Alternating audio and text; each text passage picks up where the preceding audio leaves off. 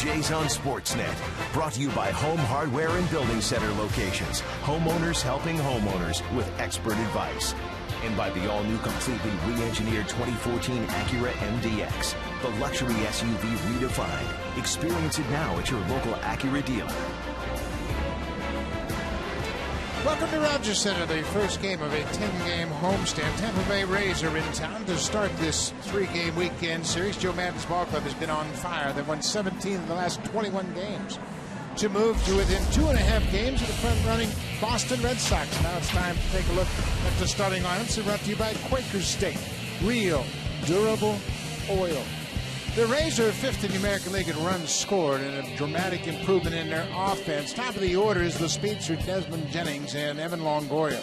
Again, he is a thorn in the Blue Jays' side. .417 for the Saints with a pair of home runs and 10 RBIs. Luke Scott right behind him has been red hot in July. He's hit over 400 with 3 homers and 8 RBIs. It's a totally different offensive ball club than we've been used to seeing with Tampa Bay. And Joe Maddon has his 2 hottest hitters back-to-back 3 and 4. That's the lineup that Esmil Rogers will face. He moved into the rotation in late May.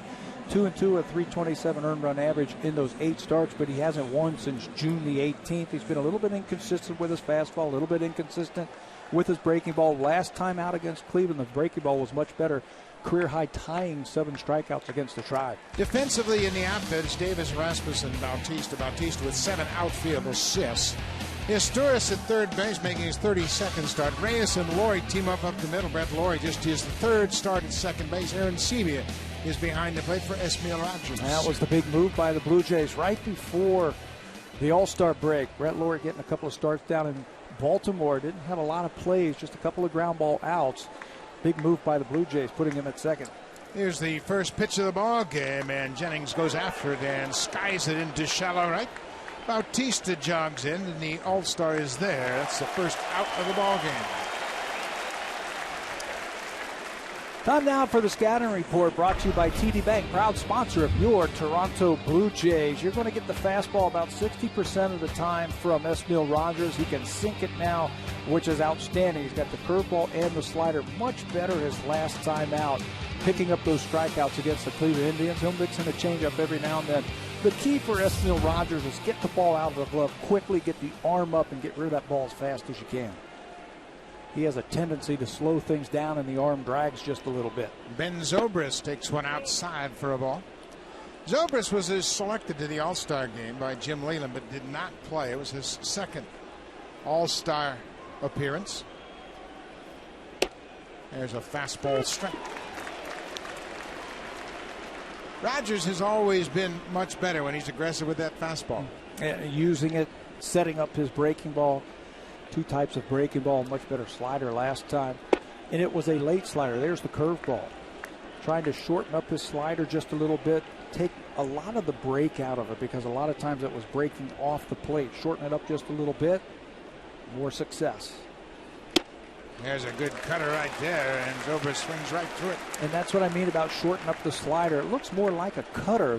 All you do is release it a little bit later. You get the ball out in front just a little bit more, get your hand on top of it, and the ball looks like a fastball, and then just with that late break gets off the barrel of the bat.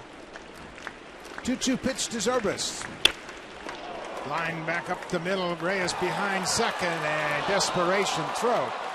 And Zobrist will stay at first base. Reyes didn't have much of a chance at all throwing across his body. It's an infield hit for Ben Zobrist. Not the way Ben Zobrist runs. You're not going to throw him out. Reyes doing everything he can right there. You can see even if that ball was thrown accurately, you weren't going to get Zobrist over at first base. He's got to chip your cap. He hit it in the perfect spot. Reyes making his 29th start at shortstop. Of course, he was out with that sprained ankle. He is not committed an error this season. So Evan Longoria, we mentioned his numbers against the Blue Jays, once again having a terrific run against Toronto, although they pitched him much better last time they faced him down in Tampa Bay. 1 out. Longoria is 0 for 5 in his career against Esmil Rogers. This is his 2nd career start against Tampa Bay. Big numbers for Longoria, but he has struggled a little bit lately.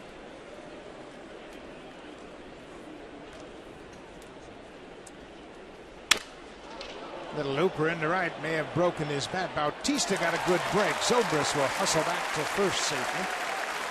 Longoria's retired. Sounded like that broke his bat. May have hit it off the end of the bat. Yeah, it looked like that sinking fastball from Esmil Rogers. Get that type of movement from him. Get the ball off the barrel of the bat once again. You'll get a lot of swings like that. So that'll bring to the plate the cleanup man, Luke Scott. Scott is the DH. He's had a terrific month of July, hitting over 400. Got a 10-game hit streak. Had a double in the 5th inning on Sunday against Houston. 10 games, one shy of his career high. Well, you know why he's hot, too, don't you, Buck? Because he started growing that rat tail. Just like the 1980s. There it is. Starting to feather out from underneath his cap, and he's gotten hot. He is a little superstitious, to say the least. And he loves to work at baseball. 1-0, 2 out. Zobrist at first. That's an off-speed pitch, popped up. Isturiz near the third base coaching box, and Esmil Rogers needs just 10 pitches to retire the Rays in the first. Zobrist with an infield single, nothing more. David Price set to take the mound when we come back.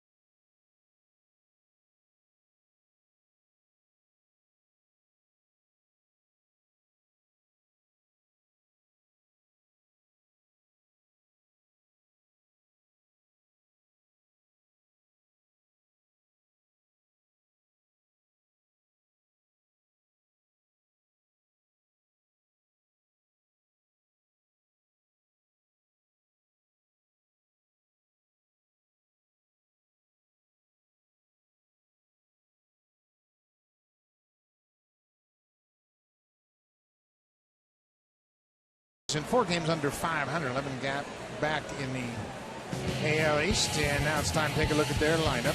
Jose Reyes top of the order, then Jose Bautista in right field, and against David Price, he's got big numbers, and Price is a fastball pitcher.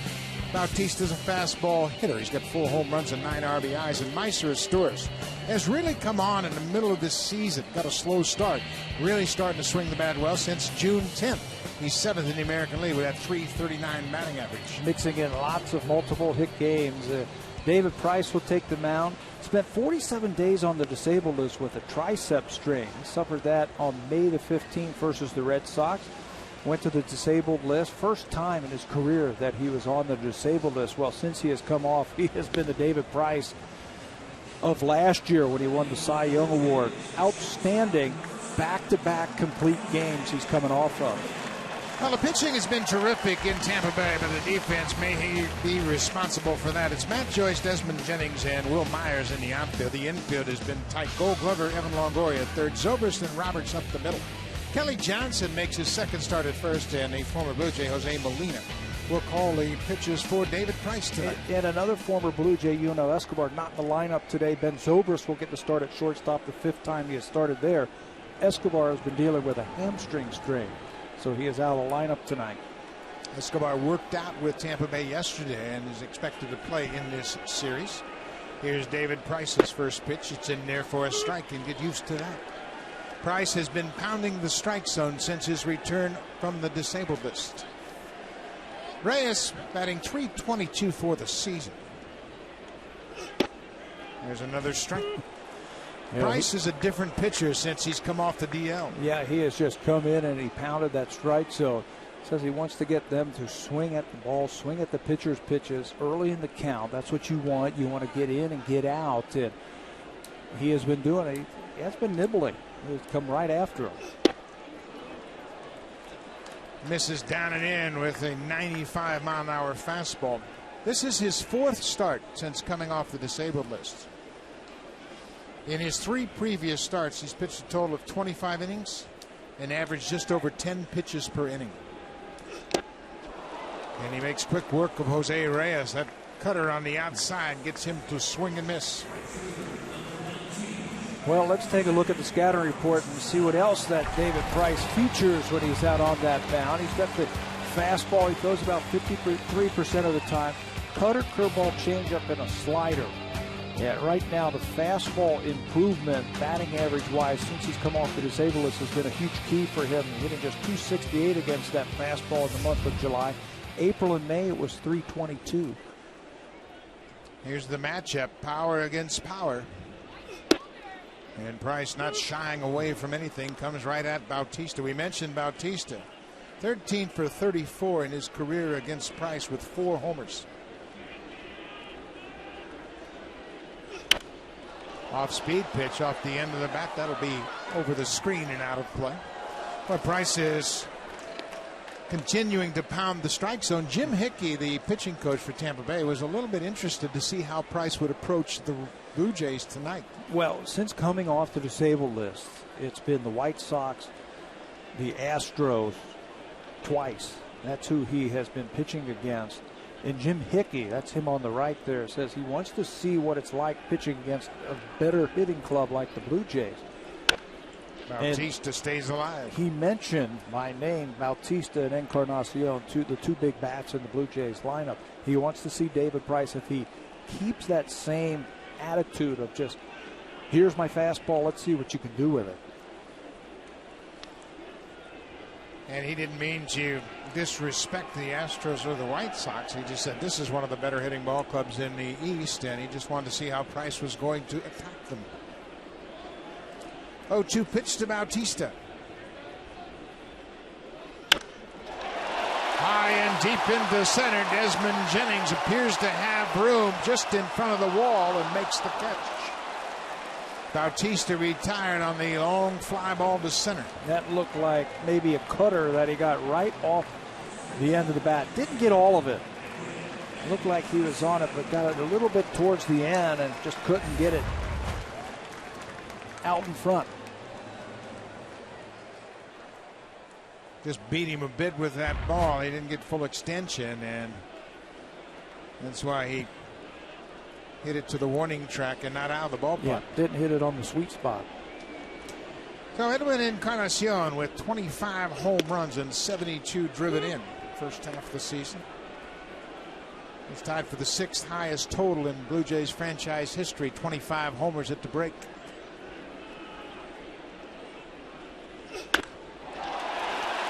High and deep and way back. Number 26 for Double E.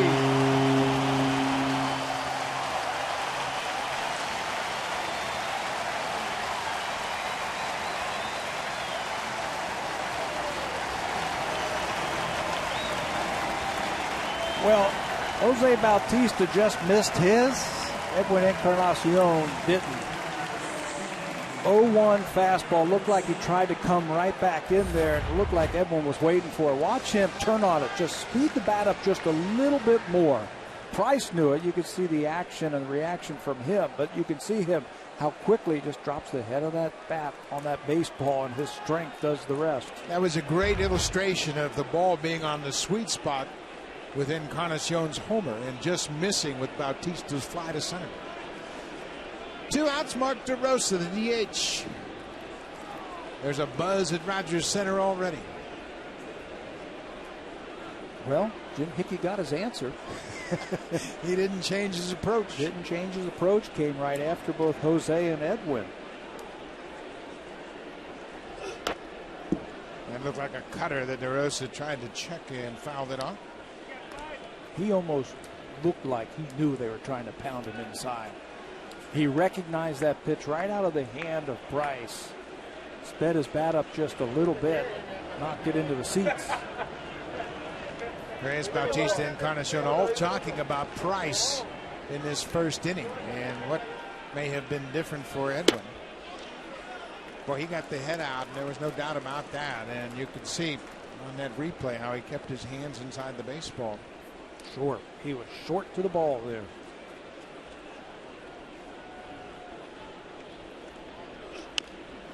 Rosa gets jammed, a dribbler to third, barehanded by Longoria. And that's how you win Gold Gloves, folks. Evan Longoria gets David Price out of the first, but Edwin Encarnacion connects with a 2-out home run, number 26 for Edwin. And the Blue Jays have a 1-0 lead against Tampa Bay and David Price.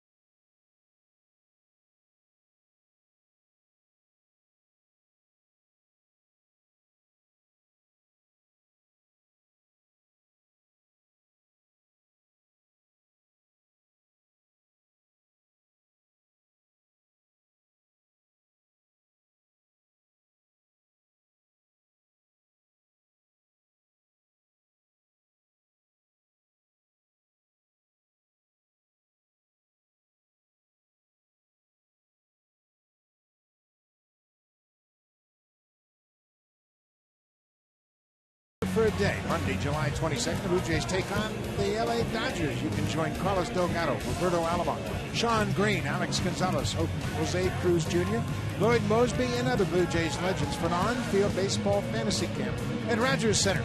Proceeds from the event benefit the Carlos Delgado Extra Bases Foundation. Learn more at bluejays.com/Delgado. The rookie Will Myers hits an inside pitch. Myers homered against Esmail Rogers, part of 3 consecutive home runs that Rogers allowed back on the 24th of June at Tropicana Field. He did not have his good sinking fastball that day that you were just talking about, especially in that 1 inning. His fastball really straightened out, and the Tampa Bay Rays made him pay for it. Tonight it looks like he's got that sinker back. Ball and strike to Myers. There's a hanging breaking ball. That's a fair ball. Bounced just on the line at third. That's down the left field corner. Rajay Davis will get it back into the infield, and Myers starts the second with a leadoff double. Blue Jays were really bunching Will Myers to the middle of the diamond. Meister Asturis, the third baseman, was way off the line. It's a hanging breaking ball, and he hits it right over the bag. You can see how far Asturis is off the bag, and it clearly went over the third base bag. He's got some talent. He's just scratching the surface. Yeah, Evan Longoria raved about Will Myers and his potential. He said he's very raw, but very talented. He's 22 years old. Kelly Johnson, the former Blue Jay, making a start at first base tonight. Leadoff double. Myers is at second, and there's a first pitch swing from Johnson. Laurie bobbles it, and Encarnacion is receiving it, but not in time. Laurie got over in front of it, bobbled it, and allowed Johnson to reach. It's an error on the second baseman. Laurie's first as a second baseman. Myers moves to third on the play. You can see how deep he is playing because of the left-handed hitter, knowing that he's going to try and hit the ball to the right side. He gets there in plenty of time. It's an in-between hop and stayed down just a little bit. Clanged off of his heel of his glove. And just doesn't have the time to get Johnson at first base. It'll go as an error, his 5th of the season. First in, third for Matt Joyce. And we mentioned the Rays. They're 5th in the American League in runs scored. This is a totally different ball club. Last year they were 11th in the league. Their offense is much deeper and stretches deeper into the lineup. You know what they have, I think, this year? Just better hitters up and down the lineup. They're not relying on the speed like they have in the past. Just 50 stolen bases, which is 10th in the American League for the Tampa Bay Rays. But they've got some guys who can hit the ball out of the ballpark. It's a pop up into left field. Davis is setting up. Myers tagging at third. Davis will throw the ball into the cutoff man. It's a perfect throw, and Myers has to hold up at third. Ball wasn't hit that deep, and with nobody out, Tom Foley, the third base coach, wasn't going to gamble. Yeah, you don't want to run into a double play. The ball wasn't hit that deep like you were saying. Rajay has a couple of outfield assists. You just got to get the ball in quickly. Don't want to gamble right there. But this sets up nicely for the Blue Jays. For a couple of reasons. First and third, you got a guy at the plate that gets into a lot of double plays, but also you got to be aware of Tampa Bay and their safety squeeze bunt. Yeah, anything on the ground, and that's a double play. And there's that safety squeeze bunt, and Molina jabbed at it. You can see Myers at third. The base runner did not break on the release. He waited to see that ball down safely. Joe Madden knows it. He knows the guy at the plate. And Jose's a good bunter, but not a very good attempt right there on that first pitch. Yeah, you're not trying to surprise anybody. You're just trying to execute a bunt that will be on the ground and between the pitcher's mound and first base. Edwin did a good job of hard charging from first base. Lined into right. Bautista got a good jump, and Will Myers going to have to hold up. Bautista with 7 outfield assists threw a one-hop strike to the plate. Myers had no chance to try to score on that line drive. Well, he did a couple of things. He recognized the ball and broke on it beautifully. Caught it about shoulder high and then uncorked a strike. You could have had the fastest runner in baseball, and he is not scoring on this play right here. Look at the break by Jose and how quickly and accurately he throws the ball home. Perfect execution, and now Rogers is one out from getting out of this jam. Ryan Roberts, who was just recalled from the minor leagues to replace James Loney, who has been placed on the paternity list. Loney and his wife had their first child last night in Clearwater.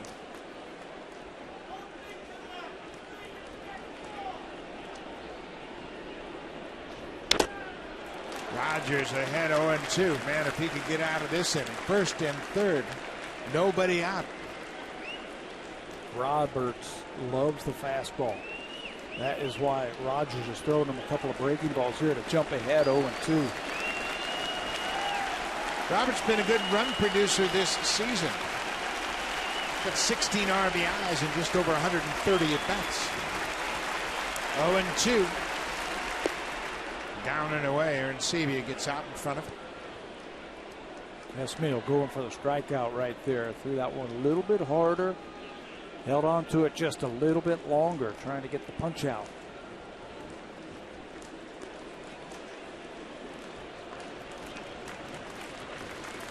This is the third stint for Ryan Roberts with the Rays this season. Esmail Rogers ahead 1-2, and he takes too much time for Ryan Roberts.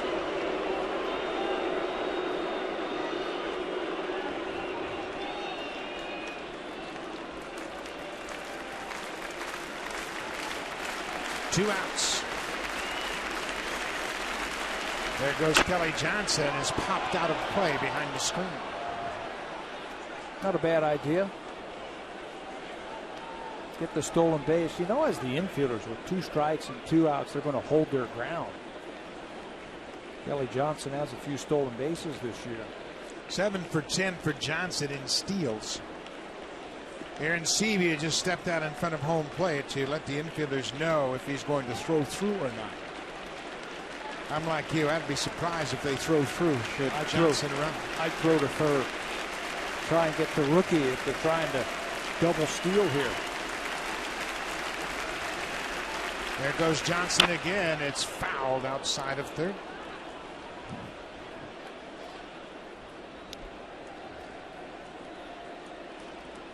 Ryan Roberts made the opening day roster. He was sent back to the minor leagues when Will Myers was called up for the first time. Will Myers came up on June 18th from AAA Durham. Myers with the leadoff double. He is still at third base. Kelly Johnson reached on the air by Brett Lord. There are 2 outs.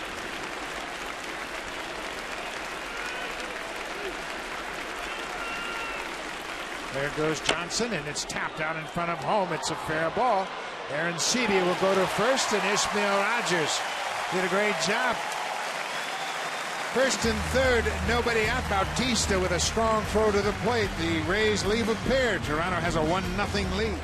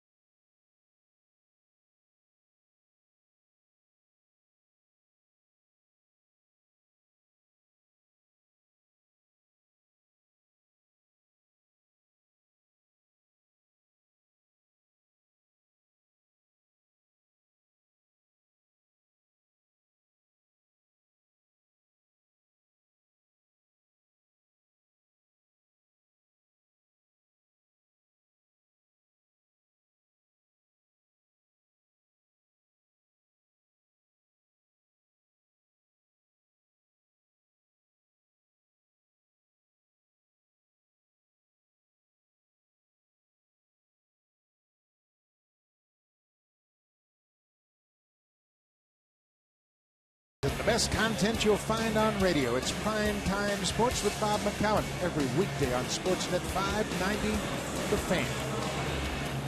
John Gibbons over to talk to his second baseman. Brett Lawrie committed an error that didn't cost the Blue Jays, and there's his mentor sitting right to his right, Mark DeRosa. Always trying to help Brett Lawrie with the adjustment to big league play. They worked out together at second base today, and I thought Mark DeRosa was outstanding working with Lawrie about turning double play. Mark was playing short, and Brett was at second turning double plays and helping him. It was a great tandem and a good thing to see. Rajai Davis batting fifth tonight.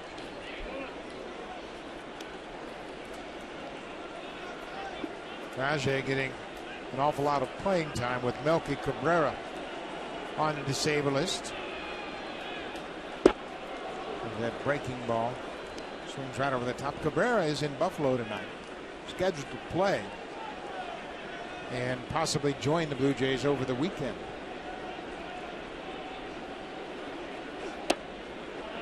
Breaking ball around the outside corner. Down and away. That one, according to the home plate umpire, Jeff Nelson, said went away and around the plate. That's a good shot right there. That's Jim Hickey on the right and Sunday starter Chris Archer talking about, I bet you, Bautista and Encarnacion. Yeah, he's got his scouting report, and Jim Hickey told us today that he watched 600 at bats. Today he watched 600 today. at bats. Yeah, it's not just over the course of last week, but he watched Encarnacion, Reyes, and the entire Blue Jays lineup, of course. But he's talking to his young starter, Chris Archer. Rajai chases that breaking ball in the dirt. Molina finishes the strikeout. That's his second strikeout for David Price. Fans, it's time for our BlackBerry Sneak Peek Stat of the Game, brought to you by the new BlackBerry Z10 and Q10, built to keep you moving. Tonight's stat belongs to Meister Asturis, and look at the improving batting average. April, you said it earlier, Buck, he struggled coming out of the gate. It was better in May, June, and then July. He has been hot. Built on multi-hit games in 5 of his last 9 games.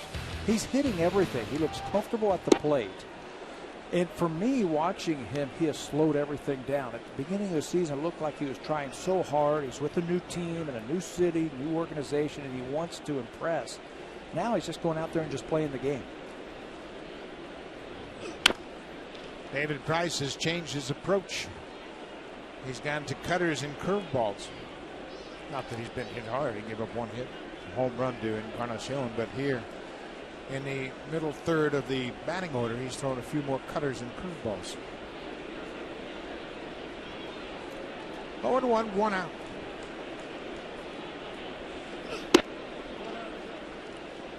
Well, we had mentioned Price in his first 3 starts coming off the DL.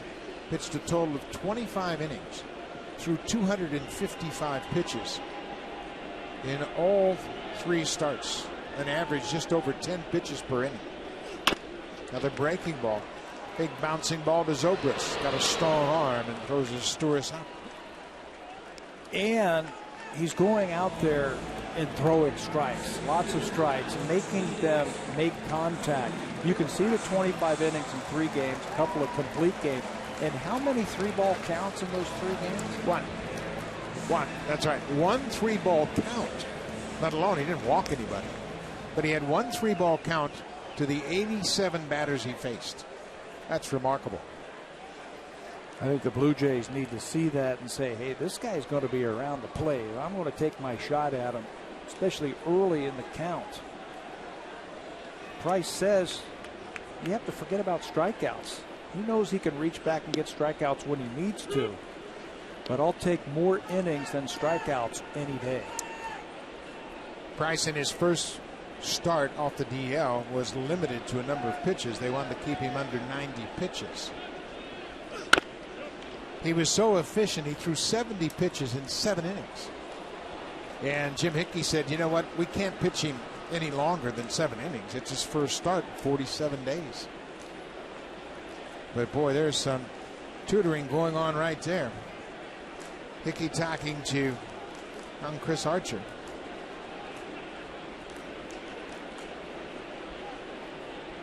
Never ending. The education process of a big leaguer. And what did he tell us about Chris Archer today? He's got the best stuff on his team. And I said, wait a minute, that's a pretty big statement. You got David Price, you got an all-star in Matt Moore. And I said, really? He said, yes. Yeah. He's got the stuff, the best stuff on his team. Upstairs. It's a wonder that Chris Archer gets into the ballpark. That's Matt Moore, who had a great inning at the All-Star game. But I bet you Chris Archer gets asked for his ID every time he goes to a new ballpark. You're not old enough to be a big leaguer. You don't look it, but you are. Look at that young face. He's 24 years old, and they acquired him in a deal with the Chicago Cubs that sent Matt Garza, Fernando Perez, and Zach Roscoe to the Cubs in January of 2011. 2 balls, 2 strikes to Colby Rasmus. Shatters his bat. That's a fair ball. Rasmus is perplexed. He's standing at home plate. Say, wait a minute. That has to be a foul ball. And Rasmus is arguing that it hit him. And now the umpire, Jeff Nelson's going to call in the crew. And they're going to check with it. Rasmus never moved from the batter's box. Jeff Nelson was the umpire at second base in New York that reversed a call that went against the Blue Jays without having an appeal. Take a look at this from the side. Fastball in. That's a foul ball. Yeah, sure enough. Hit him right on the leg. Man. Hit him on the leg. Tampa Bay is going to do the right thing. They're taking their entire team off the field. David Price is saying, oh, that's a good inning. I got Rasmus. But the umpires are having a long discussion. Foul ball? Foul ball, yep. Good for you, Jeff Nelson. And The Rays obviously are disappointed, and Joe Maddon's going to come out and say, wait a minute now. How did you get that right? Jeff Nelson said, from my perspective, I didn't have a clear look at it. I went to the umpires and we discussed it, and in our opinion, it was a foul ball. And that is the crew chief on the left right there, Jimmy Joyce, who is out at second base. Colby never moved. No, he never moved, which suggests he felt it immediately, and obviously in the replay we saw it hit his leg. Joe Maddon's been involved in a couple of these arguments on reversals, and he had a very interesting one in Baltimore with a ball that was hit down the right field line. There was initially ruled a double, and there was a controversy whether it was fair or foul. And he said, wait a minute, you can't do that. Yeah. And he knows the rules, and he's going to push the envelope right here. But from our perspective, Jeff Nelson did the right thing. He went out and he got some help from the other umpires. They talked about it. He had a better look at it. Well, and the umpires have been given the mandate, meet, get together. I mean, you remember a time when you played when the umpires would never question another umpire's call. Right. They wouldn't even gather and talk about it. They'd look across the field, and now Maddon continues his argument with the crew chief, Jim Joyce. What is the argument? I mean, what could he be arguing about? I mean, we've seen it from both sides now this year with the Blue Jays. One time go against them, the other time go for them. I think just get the right call. Yeah. Just get it right. And that's what baseball has said to the umpires. Whatever it takes on the field, you make a decision. So we'll get back to you after we talk with Joe Maddon tomorrow before the game and let you know what he thought about that call. So David Price is back on the mound. The count is 2-2. There are 2 outs, and the Blue Jays have a 1-0 lead.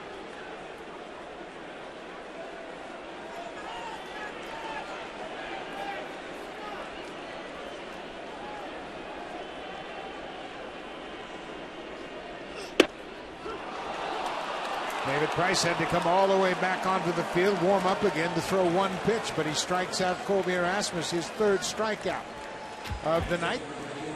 Rasmus takes the fastball away. Price gets out of the 2nd inning, but the Blue Jays have a 1-0 lead.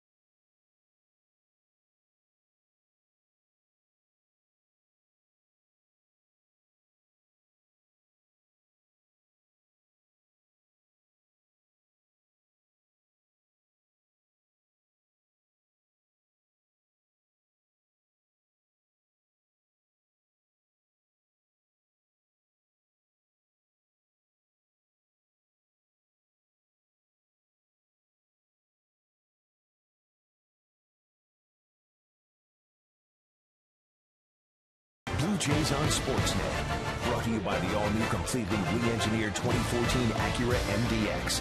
The luxury SUV redefined. Experience it now at your local Acura dealer.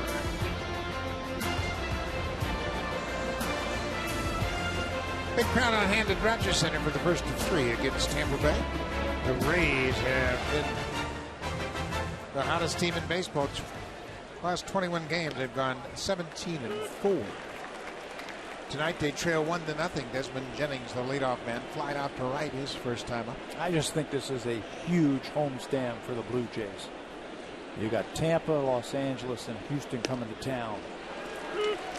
I think a lot of the season hinges on these 10 games for John Gibbons and the gang. I agree with you 100%. 10 games to open up the second half of the season, and to me it makes your season. You have a good homestand, and you evaluate where you are before you go out to the West Coast. It'll be Oakland, Los Angeles, and Seattle. 10-game swing on the West Coast after this 10-game homestand, but you really got to have a good homestand. Yeah, and we're talking 8-2, 9-1 type of homestand. Jennings checks and fouls it into the Rays dugout, 1-2. And that's not to put any pressure on the Blue Jays. That's just reality. They're 4 games under 500, 11.5 back in the AL East. And if you have postseason aspirations, now's the time to cash them in. Bouncing ball. Jennings slipped and fell at home plate, so he's thrown out easily by Jose Reyes. The Blue Jays went down to St. Petersburg to take on the Tampa Bay Rays in a 3-game series that started on June 24th. And look at the different direction the two clubs have headed since then. Right after the 11-game winning streak by the Blue Jays, they've lost 13 out of the 20 games, where Tampa has won 16 out of the 20. Great numbers for the Rays. And this is a big 10-game road trip for Tampa. Yeah, they will go Toronto, Boston, New York, and it's going to be a test for them as well. Good changeup right at the bottom of the strike zone. Joe Madden saw his Rays beat the Blue Jays 2 of 3 in that June series. Tampa Bay won 4-1 and 5-1 before R.A. Dickey shut out the Rays 3-0. But the Blue Jays could never get that momentum back that they had during that 11-game win streak. Tampa, on the other hand, their starting pitching started doing what they do best. They went out there, started throwing up a lot of zeros, and they've got the good hitting. The bullpen has seemed to settle down just a little bit, and they're right there, leading the wild card.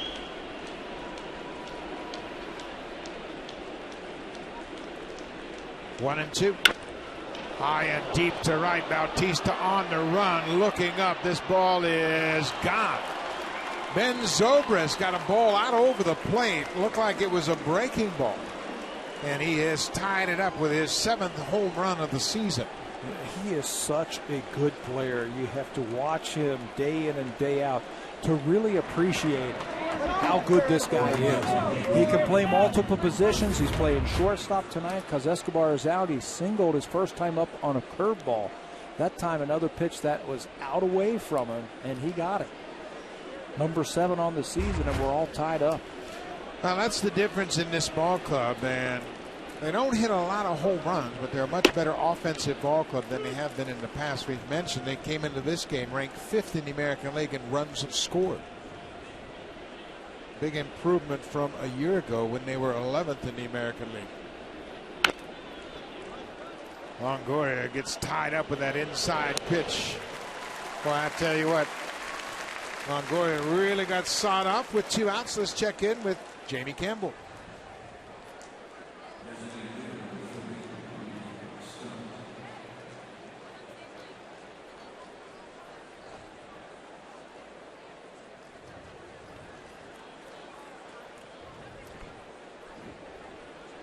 Felix Dubron is the starter for Boston. They're at Fenway Park. First time the Yankees have been to Boston this season. Yeah, how about that?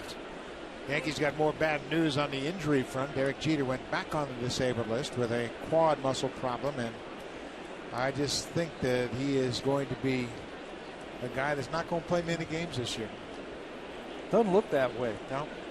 And he might have to just DH if he does come back. Luke Scott popped up to the third baseman his first time up. He had an ankle problem, right? Broken ankle. Missed all the year. Yep. First came back, he hit 4 ground balls where he had to sprint to first base. I mean, what are the chances, right? And Tough hurt test. his quad. Well, plus the fact he's 39 years old. Yeah. Yep. Ball and a strike to the Rays DH, Luke Scott. Just downstairs. Alex Rodriguez is on a rehab, and according to Rodriguez, if everything goes well over the weekend, he will play on Monday.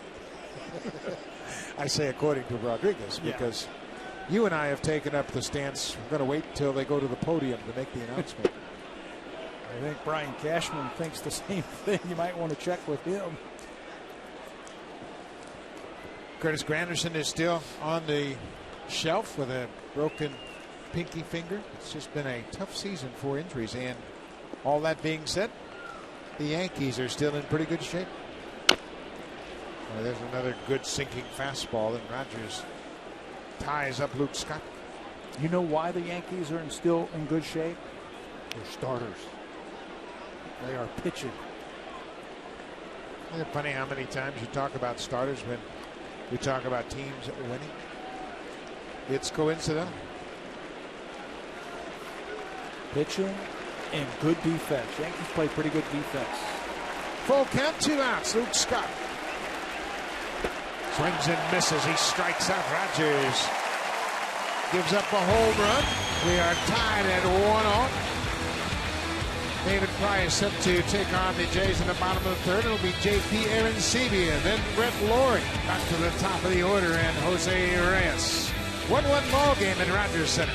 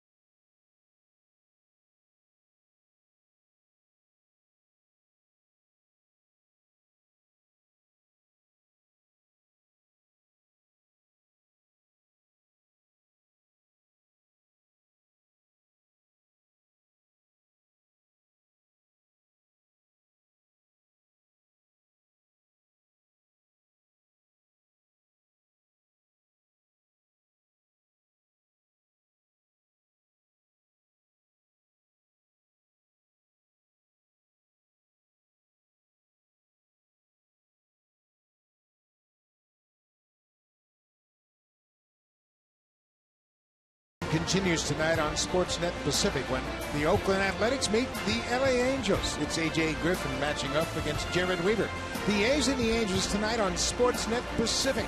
The Athletics are outright leaders in the AL West at the All-Star break for the first time since 1990. Quite a run, and they liked what they experienced last year in the second half. They got to the postseason and ran into a very tough Justin Verlander in a decisive game in a division series, or else they might have had a chance to work their way to the World Series, and they are back on top of the AL West. Took the whole season to catch the Texas Rangers. Now they got to keep the Rangers from catching them. How about that? First time they have been alone in first place at the break since 1990. J.P. Arancibia takes a strike. David Price continues to use his secondary pitches to get ahead of the Blue Jays.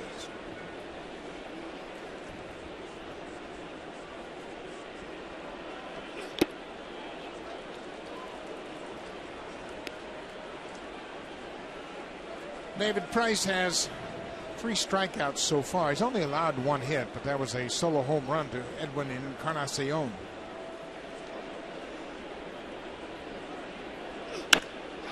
Goes a drive to center field. Desmond Jennings turns his back to the infield and watches it over the wall in center. Arancibia's 17th home run, and the Blue Jays have retaken the lead.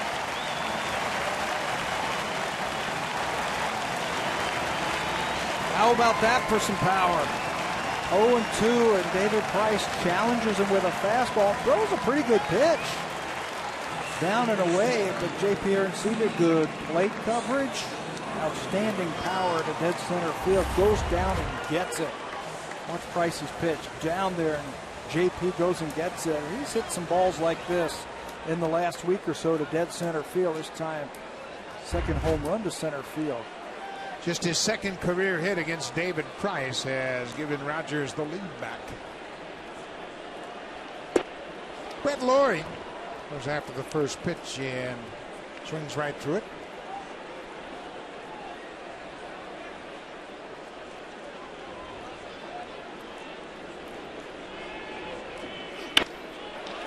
There's a line drive gloved by Ryan Roberts at second base, one down. So Arencibia anxious to have a little more consistent second half to his season. Connects for his 17th home run in his first at bat after the All-Star break. Started hitting the ball and concentrating on hitting it back to the middle, using the middle of the field. Homered to dead center field in Baltimore. Came up with a big pinch hit also on that road trip, and now homers his first time up in the second half. David Price has never lost in his 7 previous starts here at Rogers Center. He has a 6-0 record against the Jays. Jose Reyes struck out his first time up.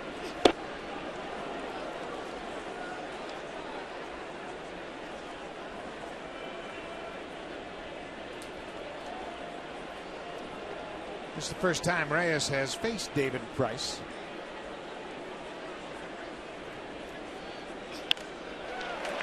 There's a base hit, sneaks past Ryan Roberts into right field. Sound like Reyes may have gotten jammed, but he fights it off. Second hit of the inning. Third of the night for the Jays. And this is the situation now with some speed at first base in Reyes. Bautista at the plate. He's going to get a fastball at some point here. He knows it, and he's going to have to sit on one and see how far he can hit it. What's the key to Bautista having a good second half? I think swinging at strikes. He got a little swing happy, I think, the last week or 10 days. Right before the break, started swinging a lot of pitches out of the strike zone. He's at his best when he forces that pitcher back into the strike zone where he can hit one hard.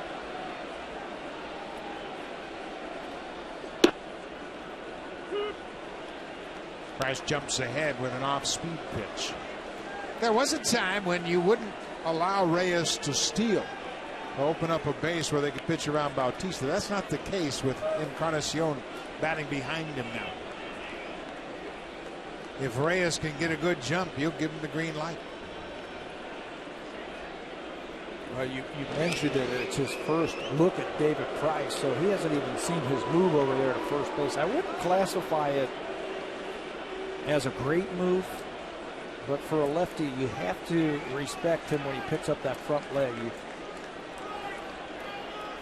got to get a read on him. Molina's thrown out 24% of the base stealers. Bautista fouls back a pretty good pitch. He had a good rip at that inside pitch. And Reyes at first base looked like he was trying to break on that pitch.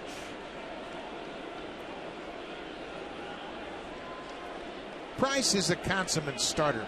He does a good job of controlling the running game. 7 of 15 base stealers have been caught while he's on the mound. He understands the situation, and now Reyes trying to work for a good lead.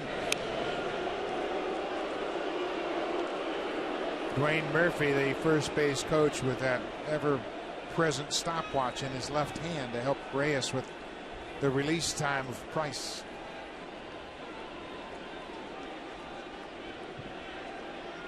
Oh, 0-2 to Bautista.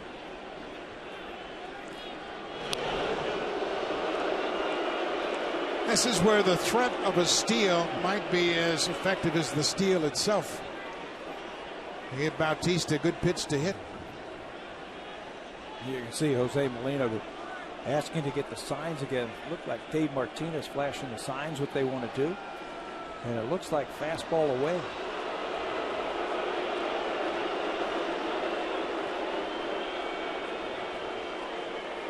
Very dangerous situation for Price. He's already allowed 2 home runs in this game, and now he's got his attention divided between first and home.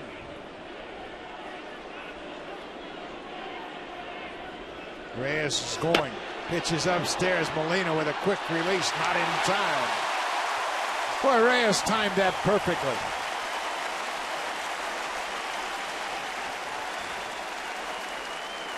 A good time to home plate by Price and a good throw by Jose Molina, but watch the timing that you were talking about. As soon as he starts off, picks that front leg up, he's off. It's a good throw by Molina. Right on the bag, but he just outruns the baseball. Molina couldn't have had a better pitch to throw. That pitch up and in is perfect as it's to your glove side and you can really turn and fire, but it was a little bit short of the mark at second. So Reyes has his 9th steal of the season. He's in scoring position for Jose Bautista. Bautista drove in the winning run in the All-Star game, first run of the ball game, and the American League won 3-0. High and deep to left field. Joyce looking up. Bautista didn't miss this one. 2-run home run for Bautista.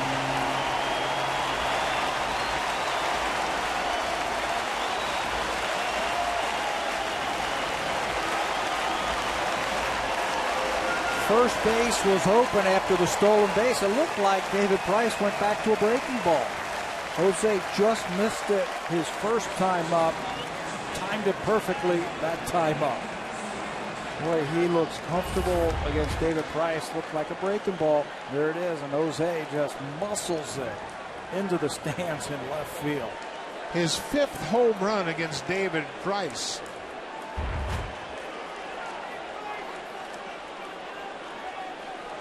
Yep, that's right. Go down and get it. He got to it. Edwin Encarnacion homered in his first at-bat.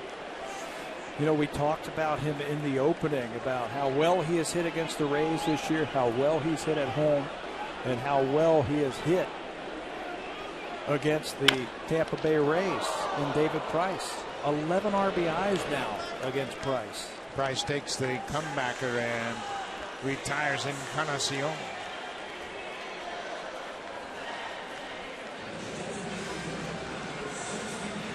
2 outs. Jose Reyes caused David Price to split his attention between first and home.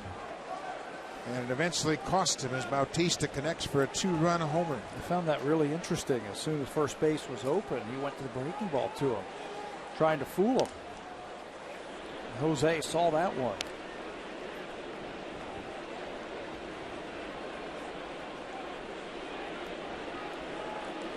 Bautista has more home runs against Price than anybody else. Curtis Granderson has 4. Now Bautista with 5. So you were right on the money in the opening. Bautista hits well in this ballpark, hits well against Tampa Bay, and hits well against David Price. Bingo. We were right? He was the guy who's got to carry him. What did it say? Carry him home? He's bringing him on home. Those 2 guys right there.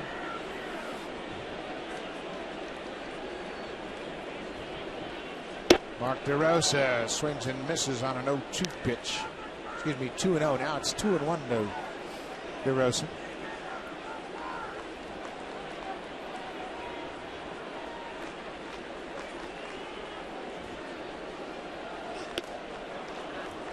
Two and 2. I spoke to 3 Blue Jays before the game about the significance of this 10-game homestand and their thoughts about getting back into it. Josh Tolley said, it's huge. We got to get off to a great start. Colby Erasmus said, just another game. Jose Bautista said it's very important we play well, but didn't have any particular goal in mind for this homestand. 8 out of 10. I bet you he has a goal in mind. Yeah.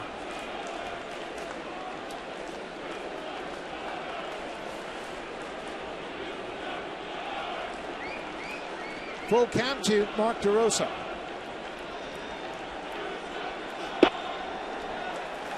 Price walks him. That's the first walk Price has allowed since coming off the DL.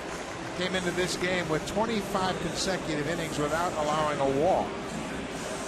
Now he has gone 2 2/3 before he allowed the walk, and that is a club record for consecutive innings without allowing a walk. He went 27 innings without allowing a walk. That establishes a new club record that was previously held by James Shields and Jeremy Hellickson. Hellickson tied it this year. Rajay Davis shoots a base hit into right.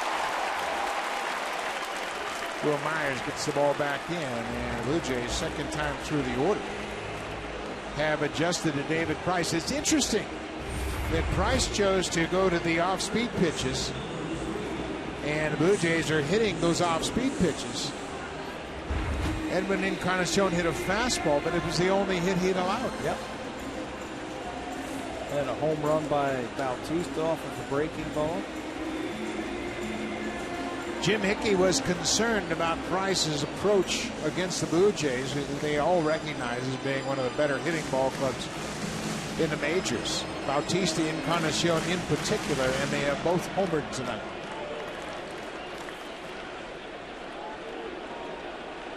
So Meiser Esteuras, a very dangerous first pitch hitter. Especially with runners in scoring position. He's ready to knock them in. There's a base hit into center field. DeRosa's around third. He's going to be stopped as Jennings gets the ball back in. Esteuras jumped on the first pitch and singled into center. There it was right there. When he's got guys on base, he is looking to drive them in with that first pitch. Looking for a heater all the way. And got it from Price. Four-seam fastball right back through the middle. Hot hitter. And unfortunately for the Blue Jays right now, one hop to Desmond Jennings. Got a great arm, and you got to hold him. He would have been out at the plate. You see Price duck after that ball was hit by Esteuras back through the middle. Colby Rasmus is the ninth J to bat here in the third. Rasmus struck out to end the second inning.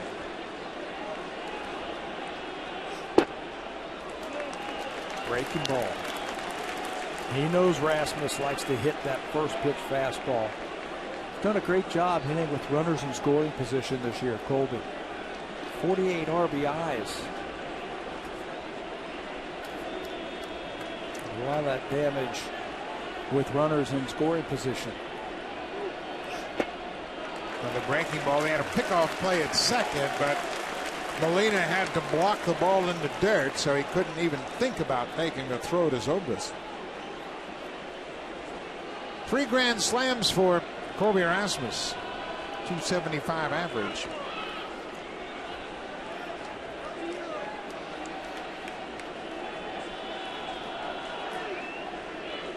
DeRosa at third, Davis at second, and Esteuras at first. There's a fastball strike. Boy, that one had to be in just a little bit and down. Colby mashes fastballs that are down. That one not to his liking, 2-0, so he stays off of it. Been hitting the ball the other way a lot better. Went after a high pitch, might have been out of the strike zone.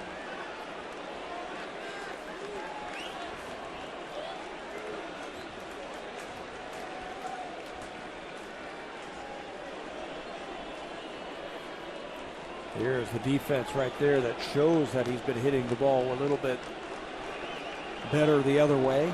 2-2 to Rasmus. They don't think he's going to pull David Price. Well, it's a full count, 2 outs. Blue Jays have already scored 3. DeRosa walked. He's at third. Rajay Davis had a single to right. He's at second. And Meiser Esteuras single to center. Bases loaded. The runners will be off on the pitch. Blue Jays have a 4-1 lead over David Price. Popped up. Longoria at third calls for it, and the Blue Jays leave the bases loaded. But a couple of home runs. Bautista with a 2-run shot, and J.P. Arancibia started it all off. His 17th home run went to dead center. The Blue Jays have a 4-1 lead after 3.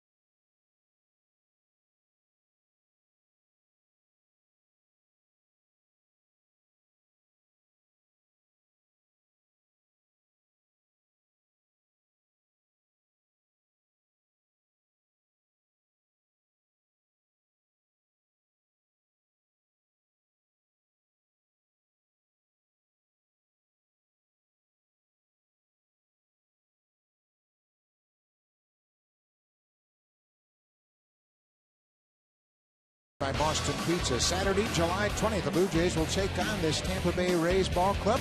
A 107 start. Special kids price tickets in the 200 and 500 level outfield seats. After the game, kids 14 and under can run the bases just like the pros. Call the Blue Jays at 416-341-1234. Log on to BlueJays.com or stop by most Rogers Plus locations and pick up your tickets for tomorrow's Junior Jays Saturday. Will Myers had a leadoff double in the second, but he was stranded at third.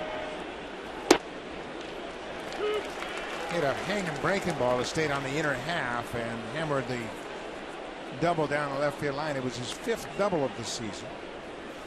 Comes into this game swinging a hot bat. Will Myers, 4 multi-hit games in his last 5. Drives this ball to right. He's got power. Bautista looking up. It's a home run for Will Myers. His 2nd home run against Esmil Rogers. Myers hit a home run at Tropicana Field, a straightaway center against Rogers back in June. And here, he just swatted at that outside pitch and drilled it into the Rays bullpen. Esmil Rogers upset with himself. 0-2 count to Myers. You can't give up a base hit, let alone a home run. He just misses his spot. They wanted the ball down and away, and it's up. Catches too much of the plate. Look at the extension and the strength from young Will Myers the other way. Kelly Johnson wants a pitch foul. Boy, Myers is an impressive young player, isn't he? He is a key player that they obtained in trade that sent James Shields and Wade Davis to Kansas City. Will Myers and Jake Odorizzi were the heart of that trade coming in Tampa Bay's direction. Johnson flies out to left. That's the first out of the top of the 4th.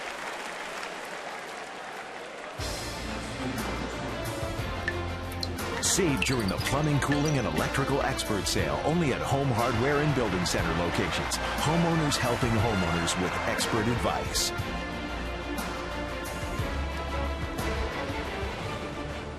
Well, Myers is 22 years old.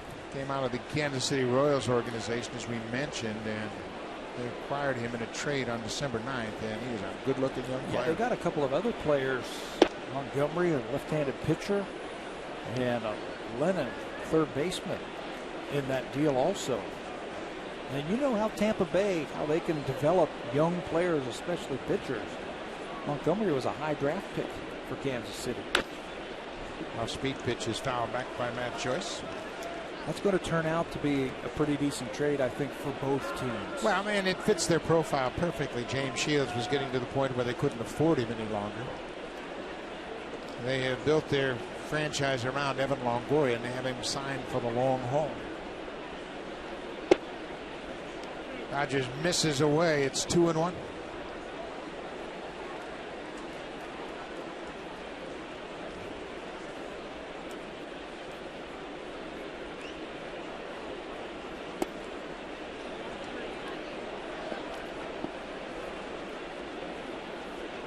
We mentioned that Ismail Rogers gave up 3 consecutive home runs the last time he faced Tampa Bay. That was on the 24th of June at Tropicana Field.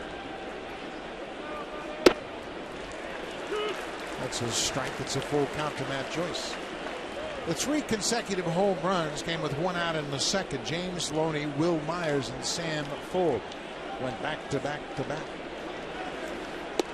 Breaking ball, and Joyce strikes out. So first strikeout of the night for Ismail Rogers. How about that? He comes all the way back to get Matt Joyce. 3-1 breaking ball, first strike, and then pulls another breaking ball out of the glove to pick up the strikeout. That's a good 3-2 pitch right there.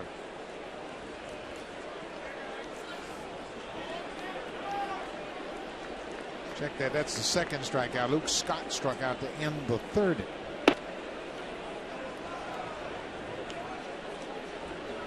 Jose Molina lined out to right back in the second.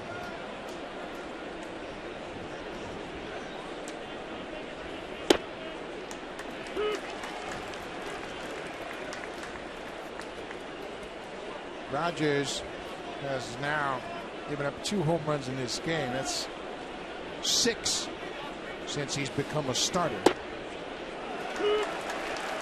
And 5 of them have been to Tampa Bay.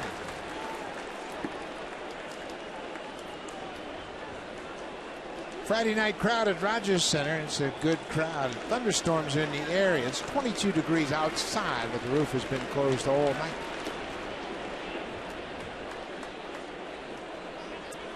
And I'm glad for that because it was hot today. I wanted to come here. I didn't want to sweat. Keep it shut. Keep it climate controlled. A couple of day games to follow this Friday night game, Saturday and Sunday in the next 2 games of this series. Molina's late on that fastball. And you know, when it gets hot outside and there's a big crowd in here and the roof is closed, you know what that does to the ball for some reason. It flies. It flies, and it's flying tonight already. A couple of home runs by each of these teams. We're only in the 4th inning. Fouled straight back. Yeah, this ballpark has given up home runs. The most home runs per game in 2013 occurred right here at Rogers Center. They've averaged 2.85 home runs per ball game. 131 home runs in 46 games coming into this game. Better get the sinker out. Get that ground ball working if you're Ismail Rogers.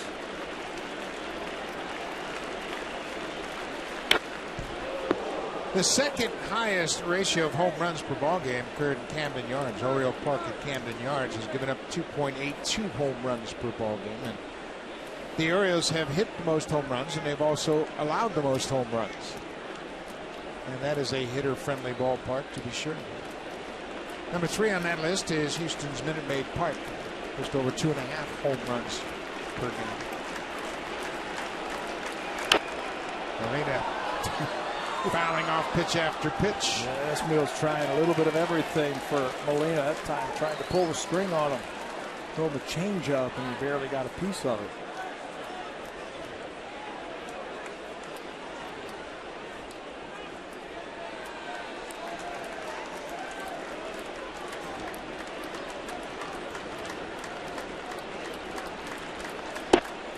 Missed with that breaking ball. 9-pitch hit back for Jose Molina. It's a full count. Molina spent 2010, 2011 here with the Blue Jays. Finally strikes out. That ends the inning. A couple of strikeouts in the inning. 3 on the 9. Ismail Rogers not pleased with that 0-2 home run he gave up to Will Myers. Myers is 2 for 2 so far tonight.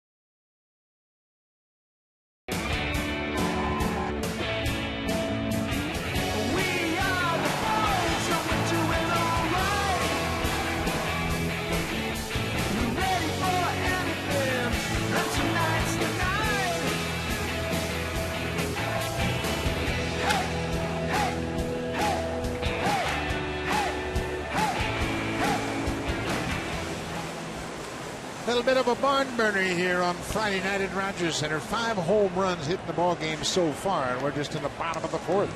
J.P. Arancibia led off the bottom of the 3rd with his 17th home run, a long shot to straightaway center. That 2 was off of an 0-2 pitch from David Price. He went down and got it. 5 home runs. We're in the bottom of the 4th inning. Welcome to the AL East.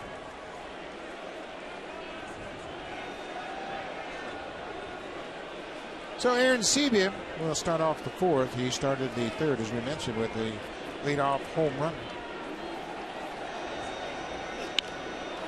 And there's a sinking liner into the left. Matt Joyce with a nice play. He dove and takes a hit away from Arancibia.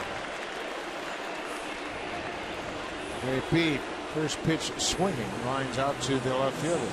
Fastball. He is all over it. Joyce does a good job coming hard, never giving up on that ball and catching it. He didn't catch it in the pocket. He caught it in the heel, and when he hit the ground, he's able to hold on to it. David Price likes it to get the first down. This defense has committed the 2nd fewest errors in the major leagues. They've committed just 36 errors, second only to the Baltimore Orioles, who've committed 30. To give you an idea of how much of an improved defense this is this season, last year, at this same point in the season, they'd committed 76 errors. They have tightened up the defense dramatically. 40 fewer errors through 96 games. How much does that play in the pitcher saying, okay, I'm just going to throw strikes. My defense is going to take care of everything. The last time the Rays made an error by an infielder, June 22nd. That's how good they've been defensively. Ball on a strike to Brett Lord. Fly ball into center. Desmond Jennings backs up. Easy play for him. 2 down.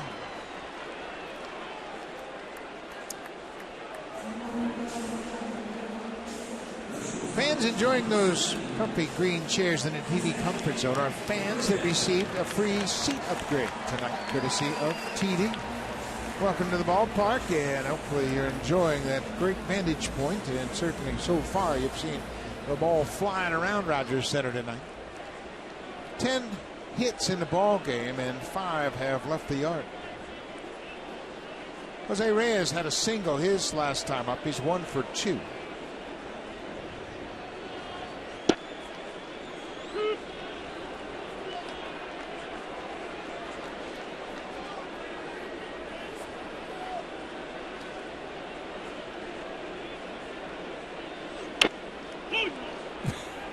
Jose Reyes thought he had a pretty good pitch to hit and fouled it off at the plate. Yeah, it's like he knew that curveball was coming in there, looked for it, and fouled it.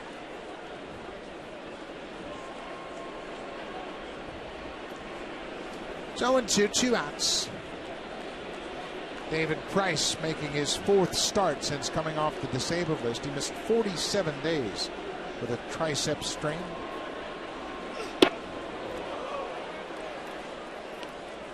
Inside fastball. Reyes just barely got out of the way.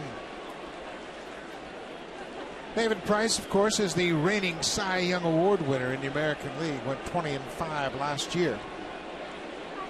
He has been terrific. First overall pick in 2007. There's a fly ball into shallow left. Matt Joyce now backing up a couple of steps. Reyes is retired. The Blue Jays go down in order in their half of the 4th.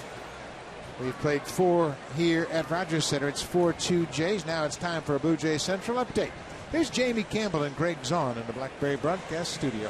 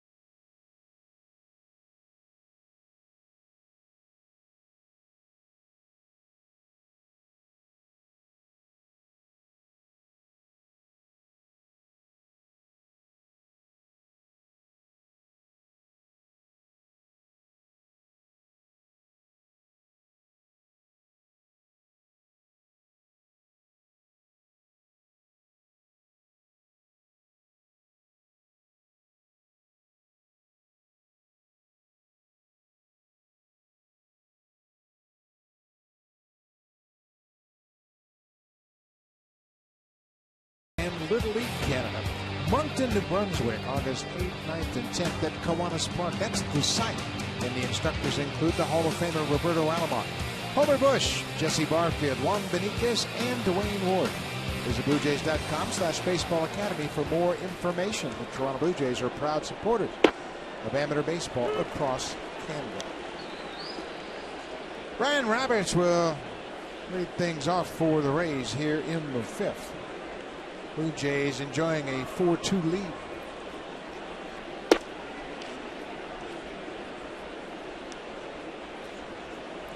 Do you like the tempo that Rogers has used so far in this game? Yeah, it's much better. One of the things he was trying to work out, he got into problems when he was a little bit too slow. And what I mean by that, Pete Walker was telling me when we were in Cleveland that he felt like the arm swing was a little bit too slow. It wasn't catching up, and he wasn't getting his hand on top of the ball. He's got to get the ball out of the glove a little bit quicker, and you'll get that type of result right there. That sinking, hard, breaking ball that gets underneath the bats. He gets in problems when the lower half starts to go forward and his arm hasn't caught up to it. And that's just a little slower arm swing when he's taking the ball out of the glove. When he stays on top of it, that ball dives. And when dove off the plate inside, it's a full count to the leadoff man here in the 5th. Rogers is a terrific athlete. He signed as a position player and made the transition. He fields his position very well. Physically, he has great instincts and good actions on the mound. There's a breaking ball upstairs. Reyes waits on it. Across the diamond and plenty of time to get Roberts. One down.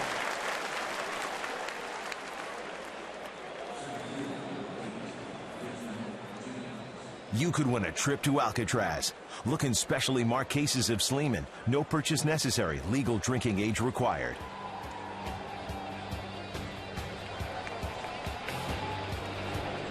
Rainy night in Toronto. The roof at Rogers Center is closed. First of 3 games with the Tampa Bay Rays. Breaking ball for a strike. You know, you make a great point about Esmil Rogers and being an athlete.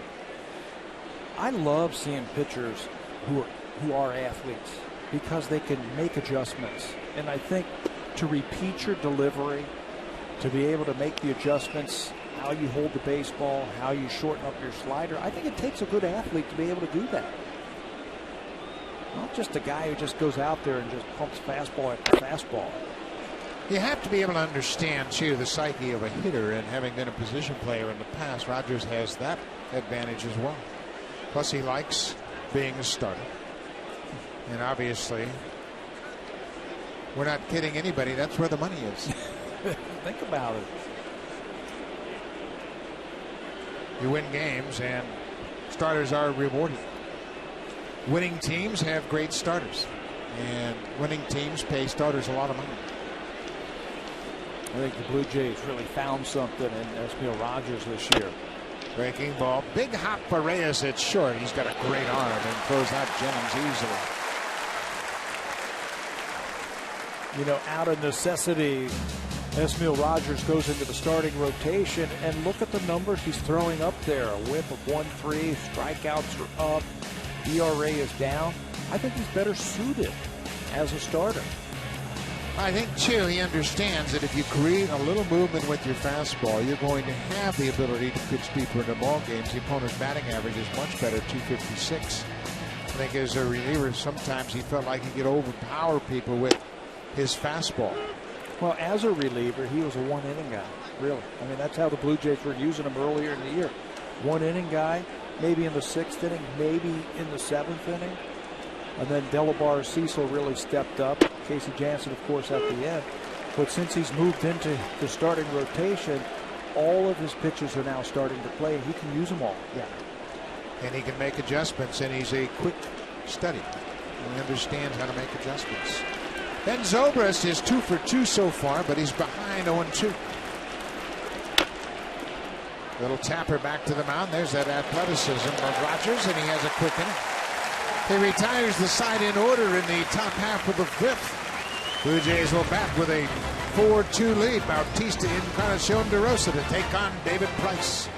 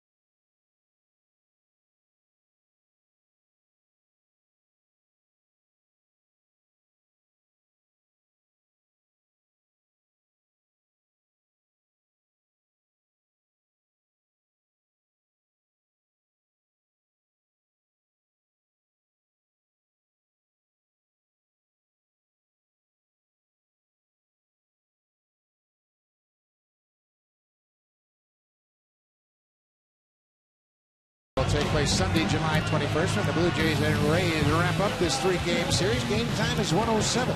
The first 20,000 fans will receive a Carlos Delgado commemorative baseball giveaway. Arrive early and enjoy the pregame ceremony as Carlos Delgado becomes the newest member of the Blue Jays level of excellence. Call the Jays at 416-341-1234 to buy your tickets.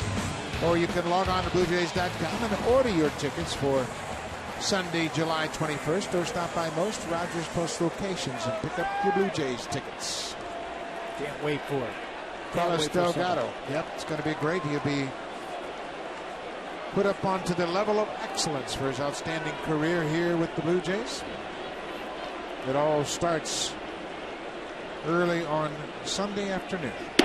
Jose Bautista homered his last time up, a two-run shot to left center. When Bautista and Encarnacion both homer in the same game as they've done tonight, the Blue Jays have a 15-9 record. Bautista's home run was his 5th career home run against David Price. More than any other hitter. And now 11 RBIs. Jose versus David Price. Most by anybody versus the big left-hander.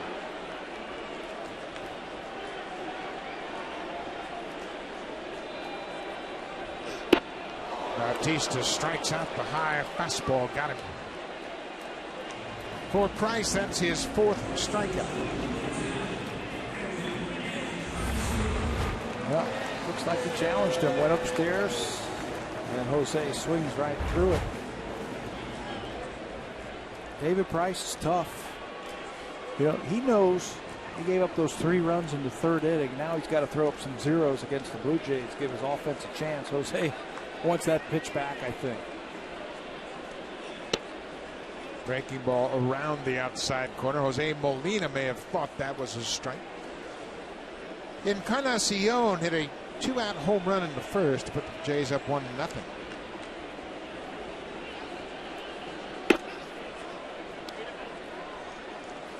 He has 3 career home runs against the Rays lefty.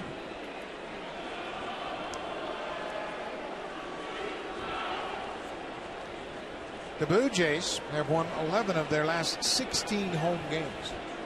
Trying to put together a little stretch here and get back to 500 first and foremost. That's why this is such a huge homestand for the Blue Jays.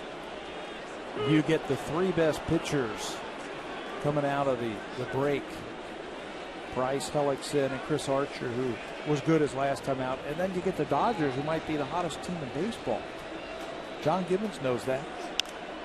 This has popped up along the right side. Kelly Johnson giving chase on the warning track. Makes the catch. 2 down. Encarnacion is retired. Kelly Johnson making just his 2nd start at first base. As we mentioned earlier, James Loney, the regular first baseman, is currently on the paternity list. He and his wife welcomed their first child last night down in Clearwater.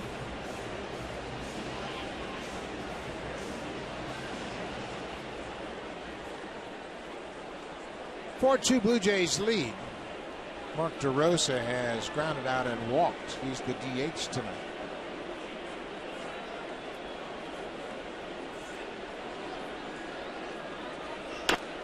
He goes after the first pitch and gets jammed on that fastball. Tampa Bay is coming off a great homestand. They had a 10-game homestand themselves and finished up with a 9-1 record. It's the best 3-series homestand in their franchise history. Bouncing ball. David Price elevates and makes the play. Easy inning for Price here in the 5th. The Blue Jays have a 4-2 lead as we head to the 6th, and here comes the Home Hardware cleanup crew. Brought to you by Natura, Home Hardware's exclusive line of safe, environmentally friendly cleaning products.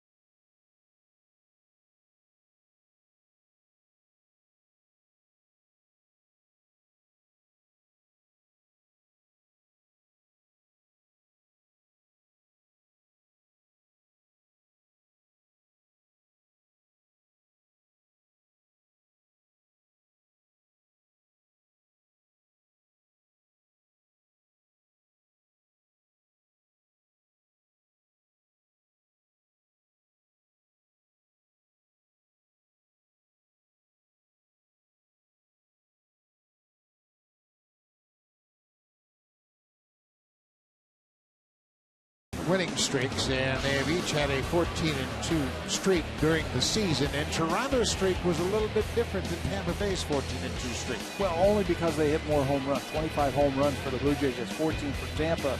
But it's all about the pitching. Tampa's is a little bit better. 192 earned run average, low opponent batting average against. And when you go on those types of streaks, streak like the Rays are on right now, all you have to do is look at starting pitching, and it'll probably show you that that's what's carrying it. When you look back at this current streak of the Rays, coming to this ball game with 15 consecutive quality starts, and if David Price continues to pitch this way, he will have another, and that is a no-doubter. Evan Longoria has just hit one off the facing of the fourth deck, and the ball continues to fly for Longoria. That's number 19 on the season, and just like that, it's a one-run game.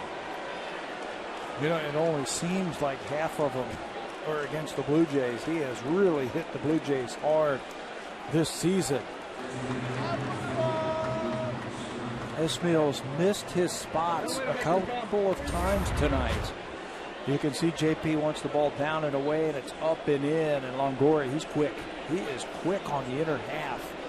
Able to keep that ball fair because he pulls his hands in and stays inside the ball, doesn't go around it. And that's where it hit, right up there. Third home run of the season for Longoria against the Blue Jays. He now has driven in 11 against the Jays.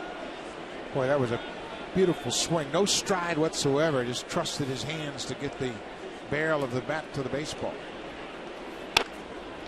Bouncing ball. Big hop for Edwin at first. That's the first out of the top half of the sixth. Well, we talked about Bautista and how well he hits against Tampa Bay. How about the way Longoria hits against the Blue Jays? Gets a lot of opportunities playing against them 18 times a year. 64 RBIs now since 2008. More than some of those other sluggers that are in the American League East. Interesting fellow on that list is Nelson Cruz, who plays in the AL Central. He has 49 ribbies against the Blue Jays, but he's got a couple of 8 RBI games to his credit since 2008. So here is the super rookie, Will Myers, who's 2 for 2 with a double and a home run. If you notice anything unusual about Will Myers, first of all, he's 22. He's in the big leagues, but he doesn't use any batting gloves, something that most young players have started way back in Little League. How about the thumb grip also on his lower hand? I mean, it's almost like a golf grip when you see it.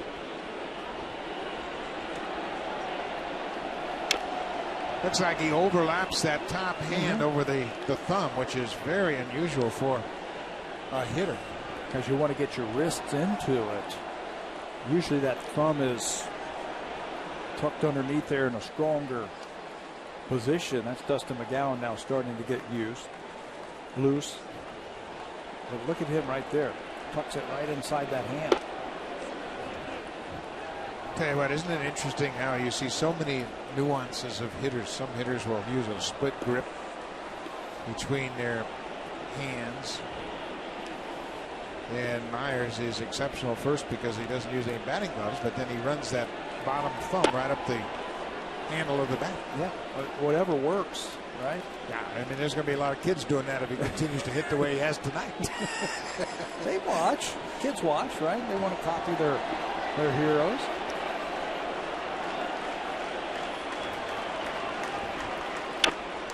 Off the end of the bat. You know, the craziest one I heard, I didn't see it obviously because I wasn't alive, but when Hank Aaron started, he was a cross-hand hitter. Yeah. Meaning his left hand was on top of his right hand when he swung right-handed. He just didn't know any better, I heard. No, and that is a true story. You talk to the old scouts and the Mel Didiers of the world that talked about Hank Aaron as a youngster. Like Aaron Sebia had asked for time as he wasn't quite set yet. But yeah, Hank Aaron had that left hand on top of the right hand and hit cross-handed. Cross-handed grip. Maybe he got it straightened out. Yeah, he might not have succeeded. Another off-speed pitch, another foul. But maybe that's what made him so quick, because he hit his whole life with his left hand on top of his right hand. I think that's the one thing about baseball and sports in general. There's not one way to do anything. Allow yourself to be creative. Full count to Will Myers. He strikes out. Foul tip, but Aaron Seavey held on. 4 strikeouts now for Rogers.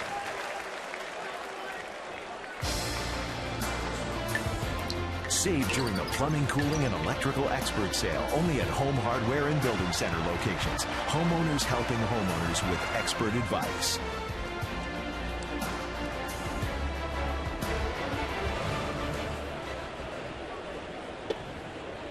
Kelly Johnson is 0 for 2. He reached on an error in the second and flied out to left in the fourth. Drives this ball deep to center field. Colby Erasmus back on the track at the wall. Home run, Kelly Johnson. And we are tied. A pair of home runs by Tampa Bay here in the 6th. The 4th home run that Rogers has allowed tonight. Kelly Johnson, his 14th of the season, and just like that, it's a 4-4 game. 4 solo home runs. Wow.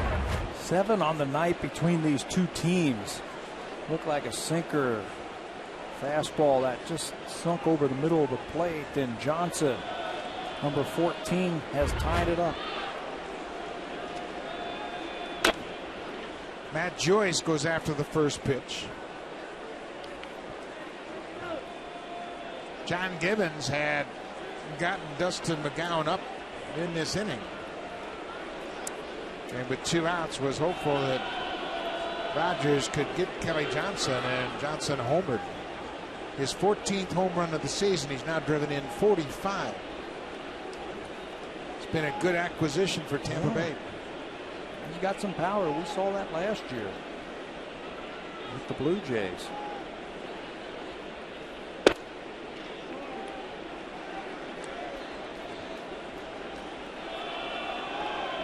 David Price back to square one.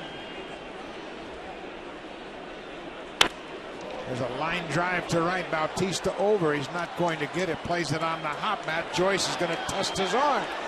And he beats the throw into second base. Joyce gambling with 2 outs and wins the gamble as he ends up with the 2-out double. And that's going to be it for Esmil Rogers. So the double by Joyce, his 14th of the season, comes with 2 outs here in the 6th. And Rogers, who was staked to a 4-1 lead, will leave the ball game. The runner at second, his responsibility in this 4-4 game.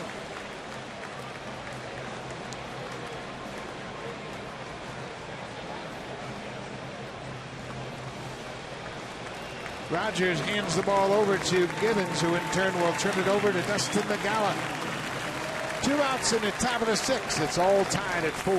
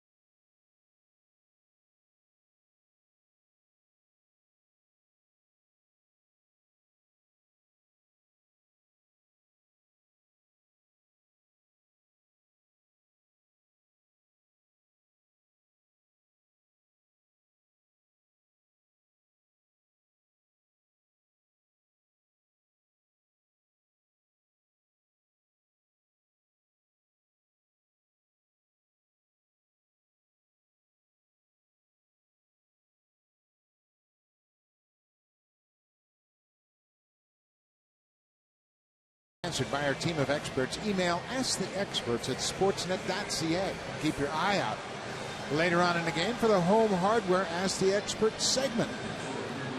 New pitcher into the ball game is Dustin McGowan, the big right-hander, on making his 12th appearance of the season. Great numbers in the 11 games since he has come up from the minor leagues after their injury rehab. Doesn't have a record, but a great ERA, 1.5. Right-handers hitting .053 against McGowan. He's worked 8 1/3 straight scoreless innings. Needs to squash this rally right here by the Rays. Matt Joyce at second. Jose Molina the batter, and he goes after the first pitch, and he's a little bit tardy. McGowan has been rushing that fastball up there at 95 and above. Yeah, 95 plus with a slider, and his fastball's got some sink to it this year. That two-seamer has been a good pitch for him.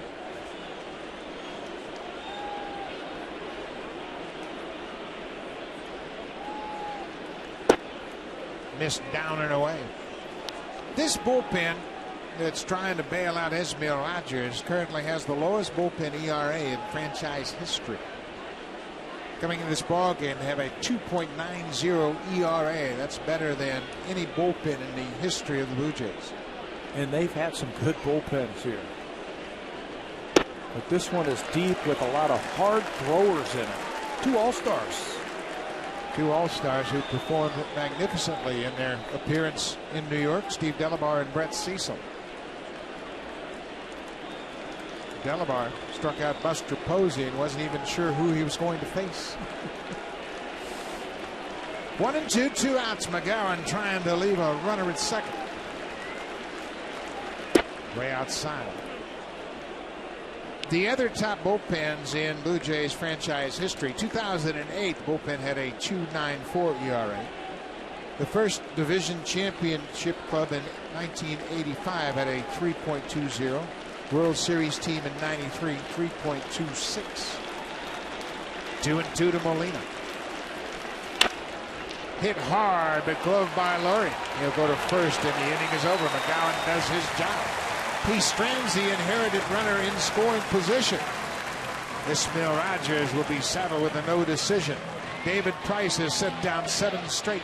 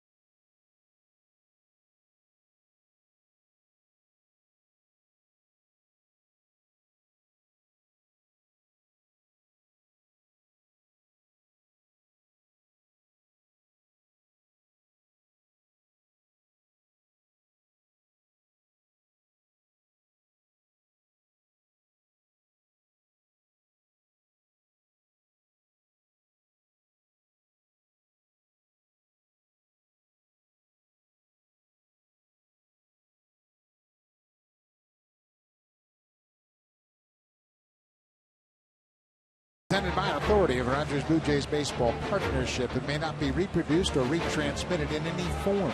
And the accounts and descriptions of this game may not be disseminated without the express written consent of Rogers Blue Jays Baseball Partnership. Brand new ball game. It's a 4-4 game as both ball clubs have had their hitting shoes on tonight. 7 home runs in the game.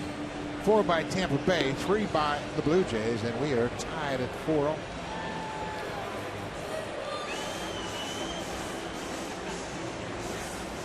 We believe in the Blue Jays in Aruba. And certainly Aruba has a baseball tradition. Sidney Ponson from Aruba, who came up with the Orioles and did so well for them for a while. bounced around, played several years in the major leagues.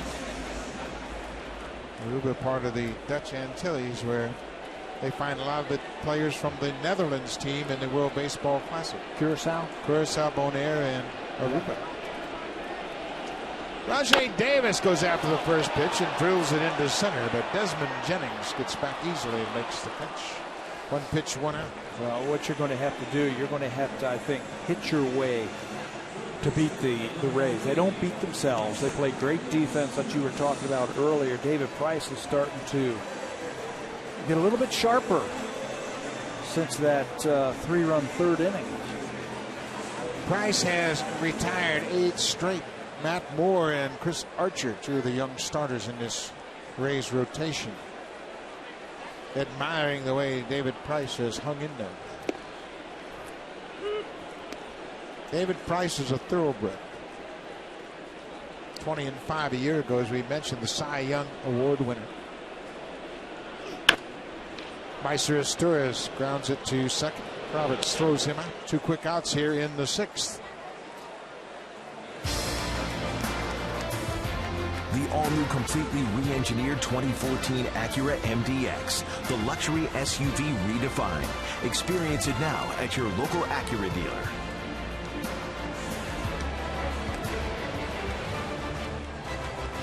Skies are starting to clear in Toronto. Thunderstorms earlier in the evening seem to have subsided now. 2 outs, 9 straight set down by David Price as he is back in the ball game. And there's that fastball again. 93. You know, he's got more left in that tank when he needs a strikeout. He can reach back for a little something extra if he needs it. Just pacing himself right now. His pitch count's in good shape. It's under 80. Off-speed pitch pulled foul. Esmail Rogers, the starter for the Jays, is out of the ballgame. He allowed 4 home runs to Tampa Bay. Dustin McGowan came on and bailed him out with a runner in scoring position. Second time in his career, Rogers has given up 4 home runs in a game. He did it in 2011 to the Giants while pitching for Colorado. He gave up 4 home runs in 3 2/3. He has not fared well pitching against Tampa Bay. The Rays have seen something against him this year, especially with the long ball. They have hit 7 home runs in 17 1/3 against Esmail Rogers. Remember, he gave up 3 consecutive home runs the last time he faced Tampa Bay. 7 solo Johnsons, right? Yep. He's only allowed 3 other home runs in 60 innings against all the other teams. So he'll want to change his approach against Tampa Bay.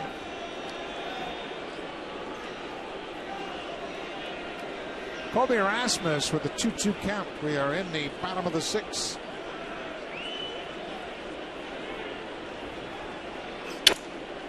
He gets jammed, and that's a little one-hopper. Had a lot of English on it, and Erasmus is safe. It's a base hit for Colby Erasmus. Evan Longoria, the Gold Glover at third, knew there was going to be a lot of spin on that ball. It broke Rasmus's bat, and Longoria anticipated a tricky hop and got one. Colby is a very deceiving runner. It doesn't look like he's running fast, but he's picking it up and putting it down. You can see as soon as that hits the turf, it's going to bounce a little bit high, and like you said, it's got some English on it. Longoria got himself into position to make the throw, but Rasmus too fast.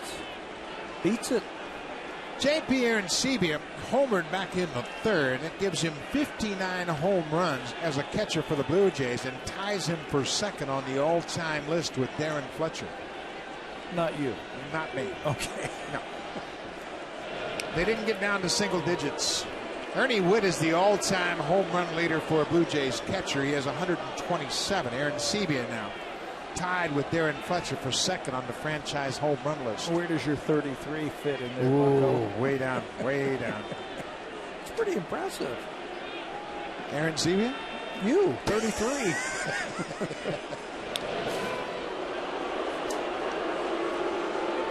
Remember, back in the third inning, Reyes was at first base, and Price was worried about him stealing. Rasmus doesn't have a stolen base this season, which is surprising. I think that's part of his game, that like this is a great time for it right here. Those little hidden stolen bases where you can get yourself into scoring position where you can score on a single in a tight game late. Bautista is the best on the team at that. He picks his spots perfectly. He only has 6 steals, but they're all big ones. 6 for 7. Edwin's 4 for 4. He's another good base stealer. Picks his spots. 1-0 to Aaron Sebia. Hit hard right to Longoria. The tight defense gets David Price out of the 6th. We'll go to the 7th. It's a 4-4 game. The hits are even at 7 apiece. There have been 7 home runs hit tonight.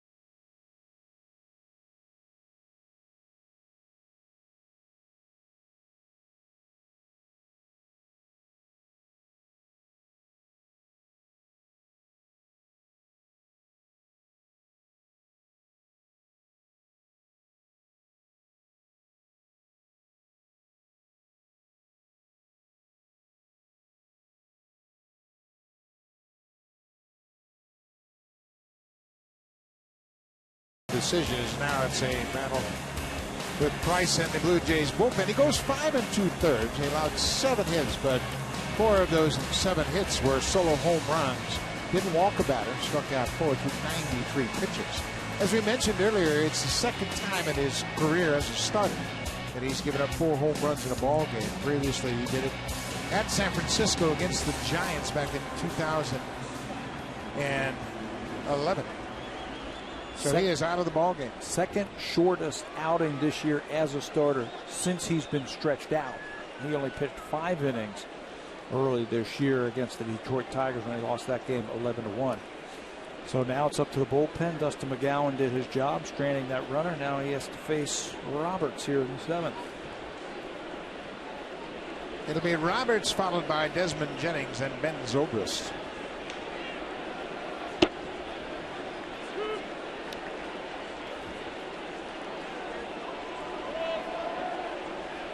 Tampa Bay has 4 runs on 7 hits, and we mentioned the 4 home runs. They have 6 extra base hits, 4 home runs and a pair of doubles. Dustin McGowan came into the ball game with 2 outs and a runner at second base, and got Jose Molina to ground out to end the inning. This is a real strength of the Blue Jays club this year, the bullpen. Wicked slider. That is nasty right there. You got to gear yourself up for that heater. It's 95 plus. Dustin can drop a changeup on you also, and that hard slider right there.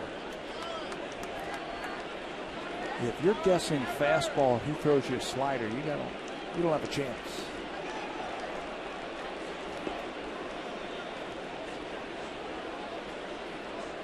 Tell you one thing he has, and you love to have this coming out of the bullpen, he has pitches that break in opposite directions. He's got that sinking fastball now that he can run on the inner half of the plate to right-handers, and that biting slider that goes away from him. Runs into a little bit of problem when he tries to make that slider break too hard, and he throws it off the plate. No problem with that. Just below the 96 beside him. High fastball strikes out Alex. Save during the plumbing, cooling, and electrical expert sale only at Home Hardware and Building Center locations. Homeowners helping homeowners with expert advice.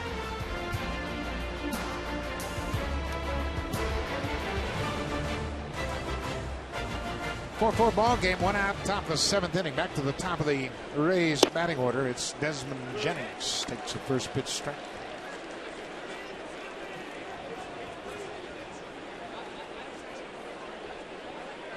These two ball clubs have battled tooth and nail all season long. 5-5 so far in their season series matchup. Wow. That's electric, folks. You see it out of his hand, you think fastball, and then it gets about 5 feet in front of home plate and disappears. Yeah. Did we say it's 88 miles an hour? I mean, that's as good as an average fastball in the big leagues.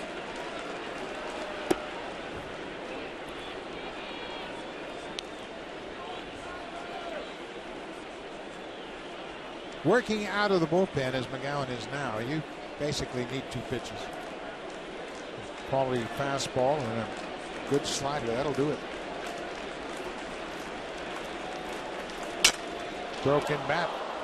Reyes at short. Throws out Jennings. And McGowan has retired all 3 he's faced so far. Let's check in with Jamie Campbell. He's got an update for us.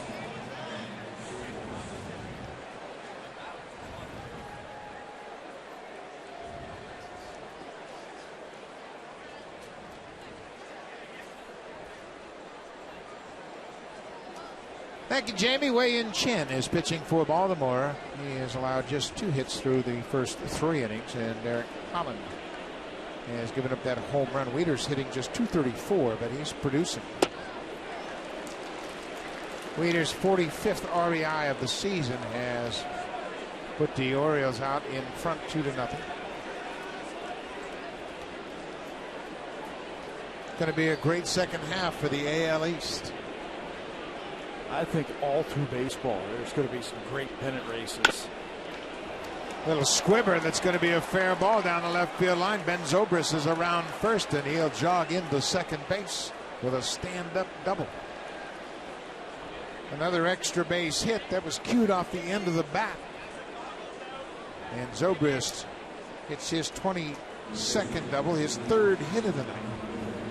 And when you're hot, hit him where they're not standing, right off the end of the bat. And you can see the Blue Jays playing the percentages, playing in the middle of the field against Zobrist. Can't defend that. Down the line now, we'll see what the Blue Jays do with first base open, and Blue Jay killer Evan Longoria up. Brett Cecil, the All-Star, is loosening up, and they're going to put Longoria on. You can't blame him. Yep. Longoria homered his last time up, his 3rd home run of the season against the Blue Jays, and he has been a thorn in the side of the Jays his entire career. And then we'll see Brett Cecil. John Gibbons checking out the lineup, knows exactly where he's at. He's got Cecil ready for Luke Scott. DeMarlo Hale helping John Gibbons out, and that conversation is always important. As a manager, just want to have a little feedback. Hey, am I thinking right here? We got Longoria. We'll walk him. We'll use Cecil to pitch to Scott. You don't expect him to pinch hit for Luke Scott. Yeah, and he said, you could say, well, what do you think? If he does pinch hit, who do you think? What matchup would you rather see? I think they leave Luke Scott in there, don't you? Absolutely. Because you got to think 8th inning, 9th inning when it comes back around to his spot. So they issue the intentional walk to Longoria. He will make his way to first. Luke Scott will go back to the bench and check in with Derek Shelton. McGowan gives up a 2-out double to Zobrist and then walks Longoria. And that'll bring Brett Cecil into the game, who had a strikeout in his only appearance in the All-Star game. That's Dominic Brown of the Phillies.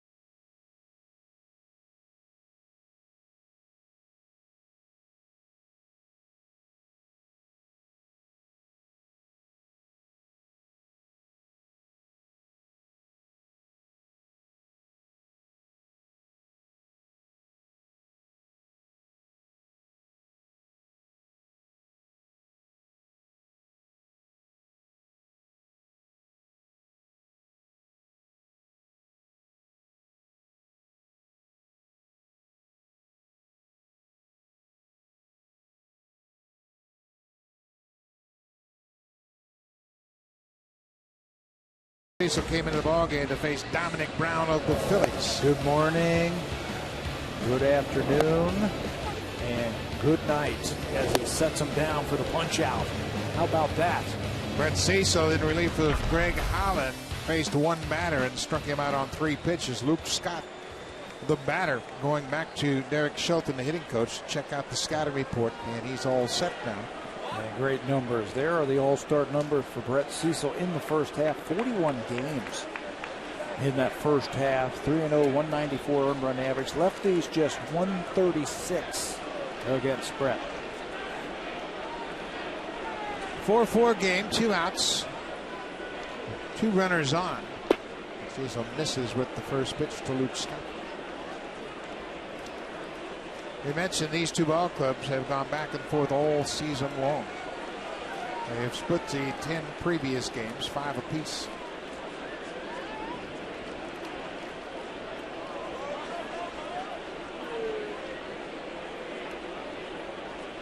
Both clubs have 2 one-run wins in the season series. And Cecil is behind 2-0. The Blue Jays have 3 last at-bat wins against Tampa Bay. Tampa Bay has 1, and it's been a battle all season long for both these skippers. Like you mentioned, great series when these 2 teams get together, and it shows you how razor thin the competition is in the American League East. Tampa Bay in 2nd, Blue Jays in 5th. Very competitive teams when they get together. 2-0 to Luke Scott.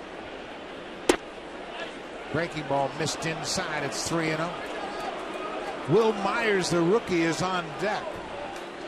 Myers is 2 for 3 with a double and a home run so far.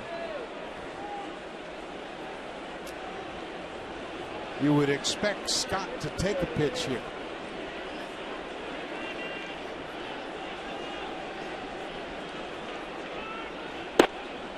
And he takes ball 4. The bases are loaded for Will Myers. Cecil has really done an exceptional job this year. He's taken his game to a totally different level. He had walked 17 batters in 46 in the 3rd before that walk issued to Luke Scott. Yeah, 55 strikeouts. He's stranded 14 base runners of 19 that he's inherited. Got to do it again here tonight. Bases are loaded. Zobrist at 3rd. Longoria intensely walked. He's at 2nd now. Luke Scott with a 4-pitch walk. Will Myers 2 for 3 with a double and a home run. And Cecil wants to talk things over with Aaron Sevilla.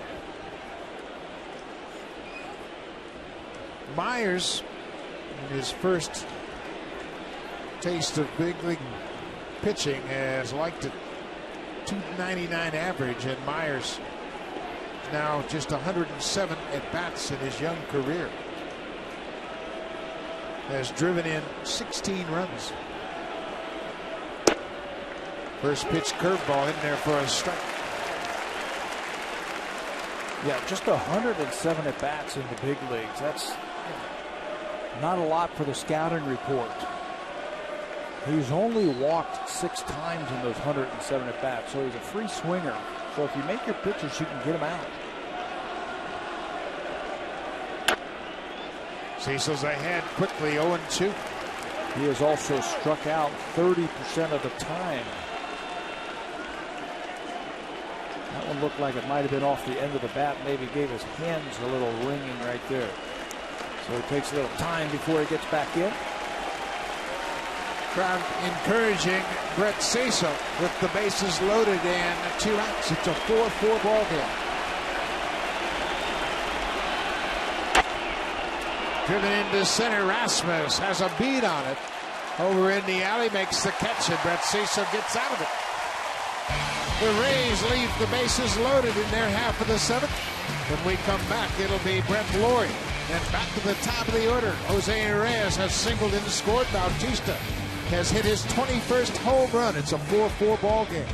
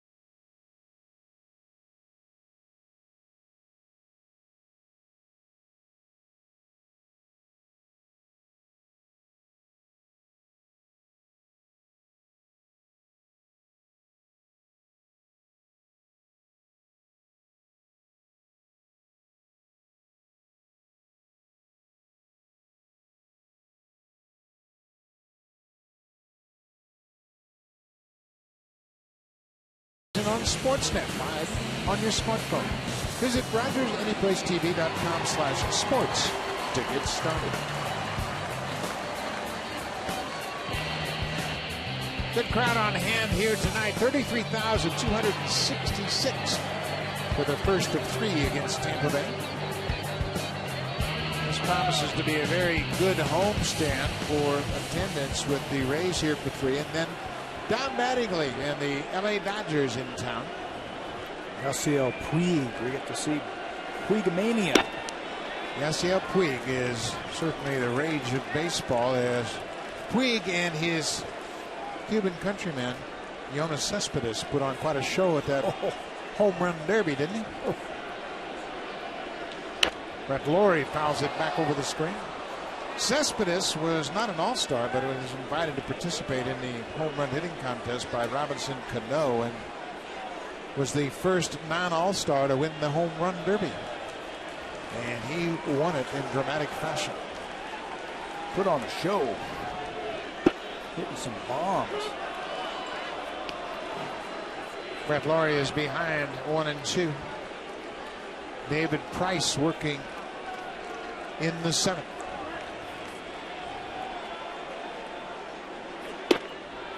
Strike three call. Laurie is caught looking at strike three. He is 0 for 3 tonight. David Price has allowed one base runner since the third. That was an infield single by Rasmus last inning. A little cutter catches the outside corner. 5 strikeouts now for David Price. Back to the top of the order. Jose Reyes is 1 for 3.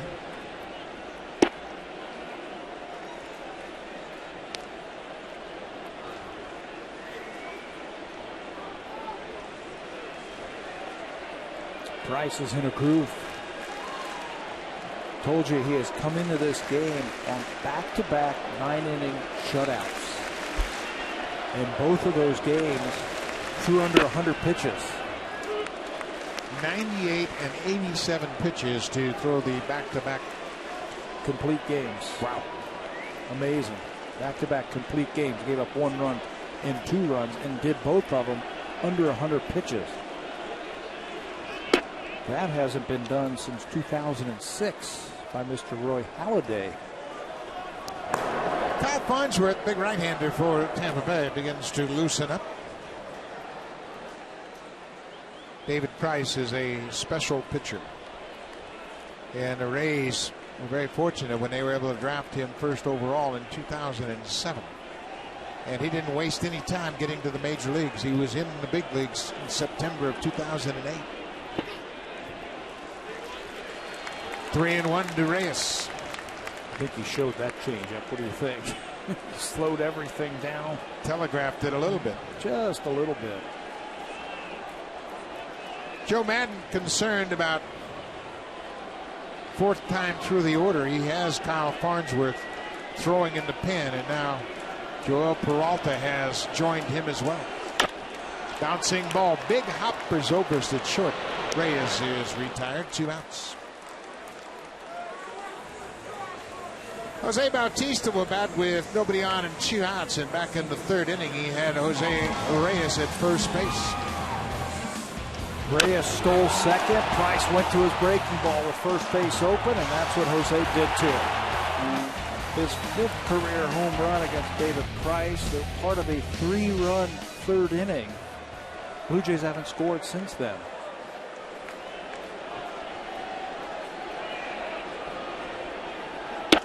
Bautista is in the top 10 in home runs. He's tied Adrian Beltre and Robinson Cano along with Mark Crumble with 21 home runs on the season. Edwin Encarnacion hit his 26th of the season in the 1st inning. What a pair. Back-to-back against a lefty like this. Jose hadn't homered for 8 games. It seemed like forever, for him, because he's always good for. Seems like a home run every 4 or 5 games, but it's been 8 games since he homered.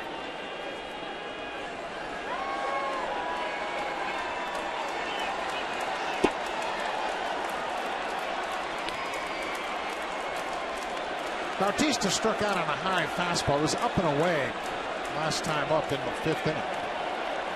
See, Price has been all over the place in this at bat. 97 pitches for Price. This is popped up over near the Rays dugout. Molina just on the edge of the warning track makes the catch, and David Price has thrown 7 innings.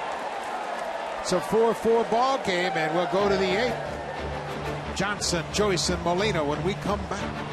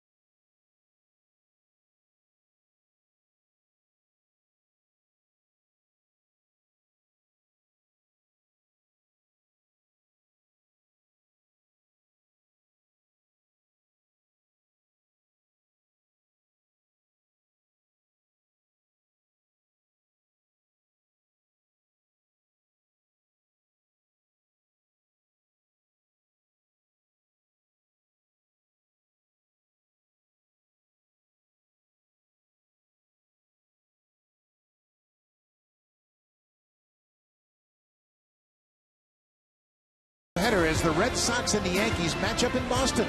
It's Hiroki Kuroda against John Lackey. Yankees in Boston. Following the Jays and Rays tomorrow on Sportsnet East, Ontario, West, and Pacific. Lots of great baseball action. All American League East. A doubleheader tomorrow right here on Sportsnet.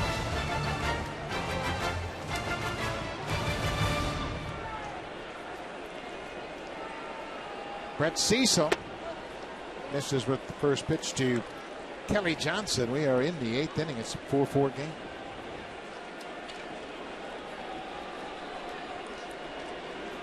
Johnson homered his last time up. Deep home run to center field, and he chases this off-speed pitch. Ball in the strike.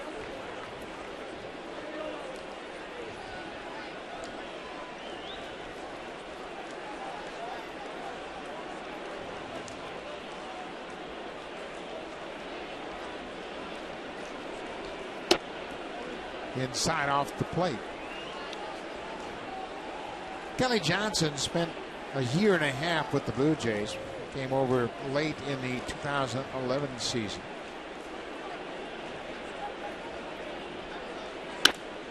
Here he singles right over the mound into center. Kelly Johnson's been on base 3 times this evening. Now it's time for the Smooth Move of the Game, brought to you by Bacardi Oakard. Smooth, spiced rum. Bacardi, proud partners of the Toronto Blue Jays. Well, it's going to go to Matt Joyce, the left fielder. He's going to rob J.P. Arencibia. This ball was sinking quickly. Matt Joyce dives and catches it. Watch where he catches it, right on the heel of his glove. Squeezes it together. David Price loves that to record the smooth move tonight. And for that, he's going to be called back for a pinch hitter, and that's going to move John Gibbons to the mound. Well, and that's what the Rays do. They will platoon, and Matt Joyce has been removed in favor of Sean Rodriguez, the right-hander. So John Gibbons was all set for that move, and he's going to counteract the move with another big, powerful right-hander. Also an all-star, Steve Delabar, will come on to face Sean Rodriguez when we come back. It's a 4-4 game. We're in the 8th. Nobody out.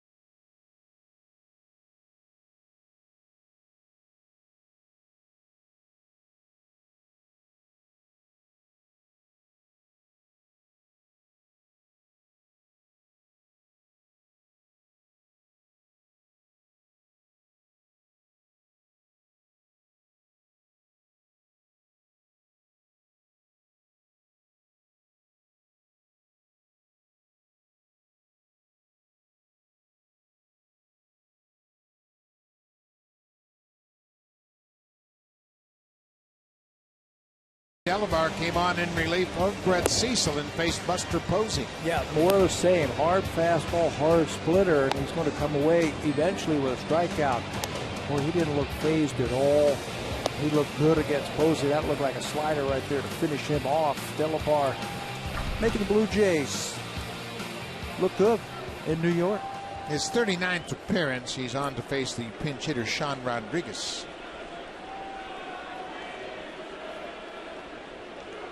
Rodriguez squares to bunt and bunts it foul. Rodriguez, coming off the bench, batting for Matt Joyce, is 1 for 12 as a pinch hitter. He has 2 sacrifice bunts, and now the Rays can do a lot of things. They can start the runner at first, Kelly Johnson. Well, he was running earlier in the ball game when he reached in the second inning. Delabar can rack up the strikeouts. That's why I'd like to see him bunt again. Not bunting now. 0-2. With a guy who throws that hard with all those weapons for the strikeouts, they wanted him to try and sacrifice. Now with 2 strikeouts, they might keep it on. I don't know. Tough to bunt a hard sinking fastball. Delabar is averaging 12.4 strikeouts per 9 innings. 0-2 to Sean Rodriguez. He bunts again, and it's a beauty. Delabar bare hands and throws to first in time. Rodriguez does a great job. Delabar was upset. He threw too good a pitch and allowed Rodriguez to do his job. Yep. Good call right there by Joe Madden, the manager. 2 strikes. You've got to be perfect. And Rodriguez gets it down. I'm sure his thinking was, I have a better percentage, a chance of getting the ball down as opposed to making contact against Steve Delabar, so he lets him go ahead and sacrifice once again. So now the go-ahead runs in scoring position. Johnson's at second. Jose Molina is 0 for 3. He's late on that Delabar fastball. We mentioned Delabar with the 12.4 strikeouts per 9 innings. That's the second best in Blue Jays franchise history. Only Dan Plesac had a better strikeout per 9 inning ratio in 2001. Plesac had a 13.5 strikeouts per 9 innings. Tom Henke and Dwayne Ward are 3rd and 4th respectively.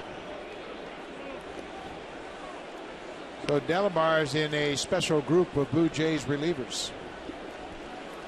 His stuff is just like those relievers you just talked about. Plesac, great fastball, great slider. We all know about Wardo and his hard slider. Henke with a splitter. 1-1 to Jose Molina. Delabar, coming into that game in New York in the All-Star game, said he knew there were 2 outs. He didn't know who he was pitching to. He was running into the mound and looked up on the message board behind home plate, and all he saw were the numbers. He didn't know it was Buster Posey. Sometimes that's a good thing, right? He said, I looked up and then recognized it was Posey. Of course, the Blue Jays and Giants played 4 games this season during interleague play.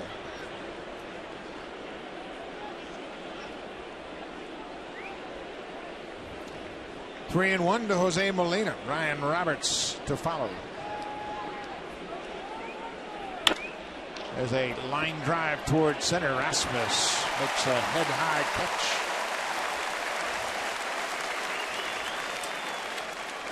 Steve Delabar said one of the most enjoyable aspects of his all-star time was sitting in the bullpen with Mariano Rivera. And there's Brett Cecil and Steve Delabar both. Craig Holland behind him. Glenn Perkins from the Twins also. And they got a chance to visit with Mariano Rivera, and Delabar said that Rivera basically talked about some of his experiences during particular games throughout his career, and he said it was riveting. You go to those things and you've got those Hall of Famers like that, open your ears. Looked like they were all ears. Ryan Roberts goes after the first pitch and drives it into left. Kelly Johnson's around third. Here's the throw to the plate. Not in time, and Ryan Roberts delivers the go-ahead RBI. For Roberts, his 17th RBI of the season has given Tampa Bay a 5-4 lead in the 8th. He's looking for fastball early in the count, especially with runners in scoring position where he can turn on. That's exactly what he does. Just called up today when Loney went on the paternity list.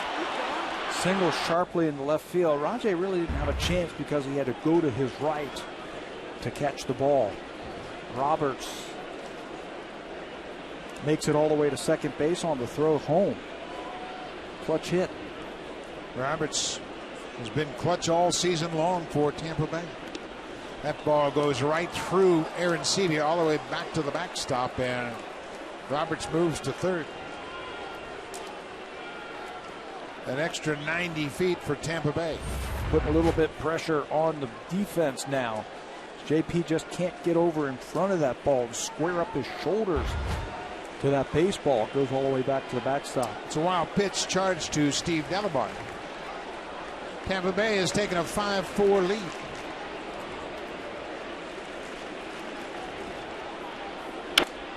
Jennings fouls it back over the screen, out of play.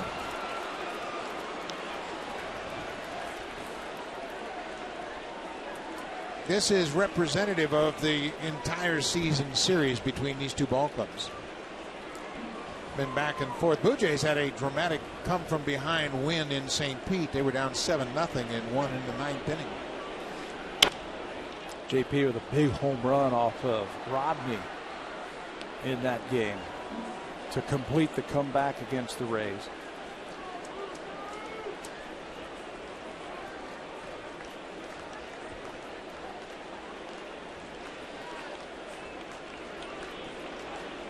There have been 7 home runs hit tonight, but it's an RBI single by Ryan Roberts that has given the Rays a 1-run lead.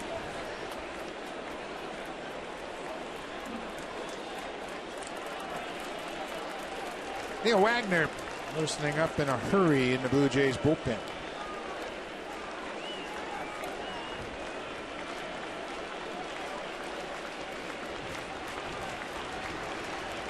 One and two, 2 outs.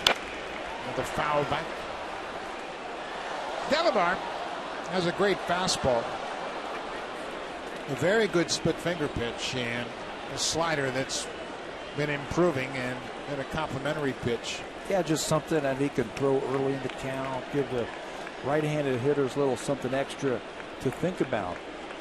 Went on a nice little stretch when he really used that fastball. Another 1-2 pitch. Fastball drilled into center field. That's going to get down and go past Rasmus all the way to the wall. Roberts comes in to score.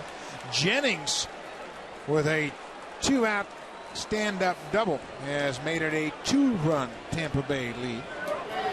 Roberts scores from third. Tough with runners in scoring position. This Rays team, they can start rallies with a walk, a single to center, and then cash him in. It looked like an off-speed pitch, maybe a splitter at 87 miles an hour.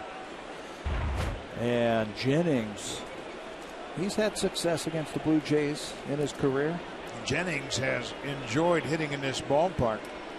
Coming into this game, he had a .333 average at Rogers Center. He's also hit 6 home runs in this ballpark in just 17 career games. First big league hit here? Yeah. When he was a youngster, when he first came up, got this first big league hit in this ballpark.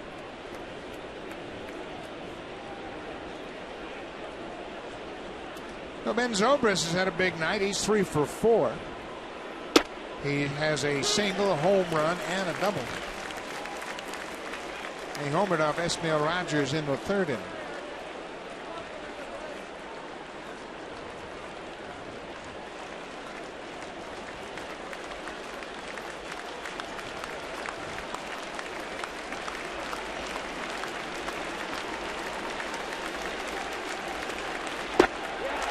He strikes out this time, but Delabar gives up a couple of runs. One charge to Brett Cecil, the other to Delabar, as Desmond Jennings came up with an insurance double.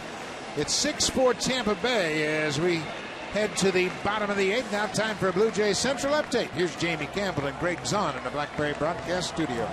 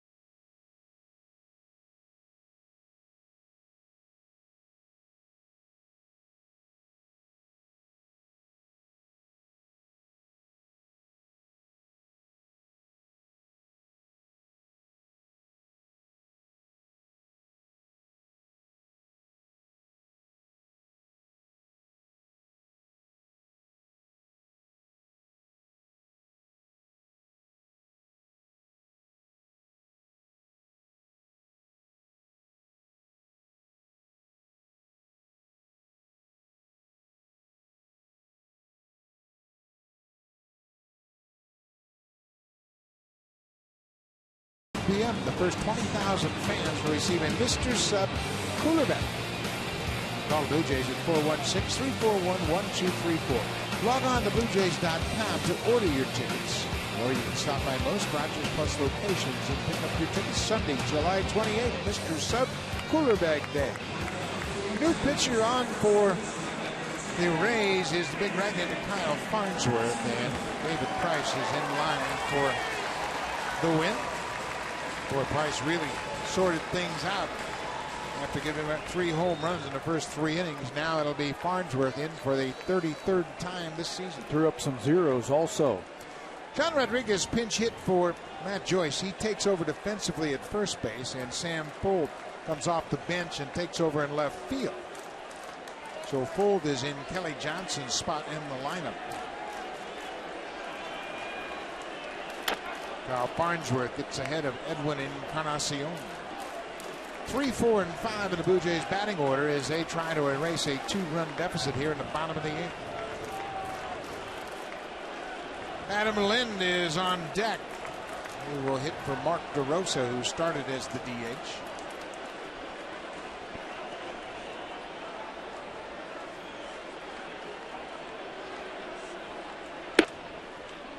Upstairs, a ball and a strike. Tampa Bay's bullpen has sorted things out lately. Farnsworth, Peralta generally work in the 8th inning ahead of Fernando Rodney. Yeah, and that has to do with matchups. There's Joel Peralta warming up again. Farnsworth is hot. ERA under 2 over his last 17 appearances to go along with 11 strikeouts. But you're right, the bullpen has really sorted itself out for the Rays.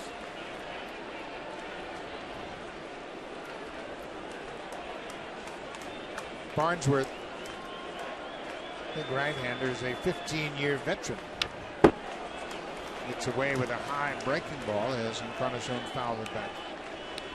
This is his 843rd appearance in the big leagues, 3rd most among active pitchers. He's in his 3rd season with Tampa Bay.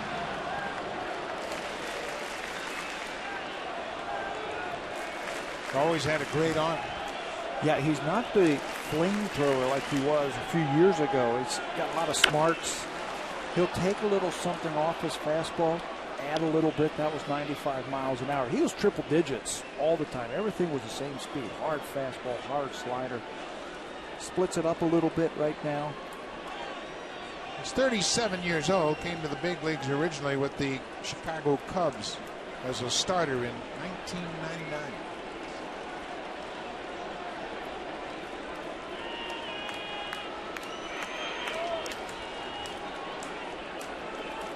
Another interesting story is he is a 47th round draft pick in 1994. 47.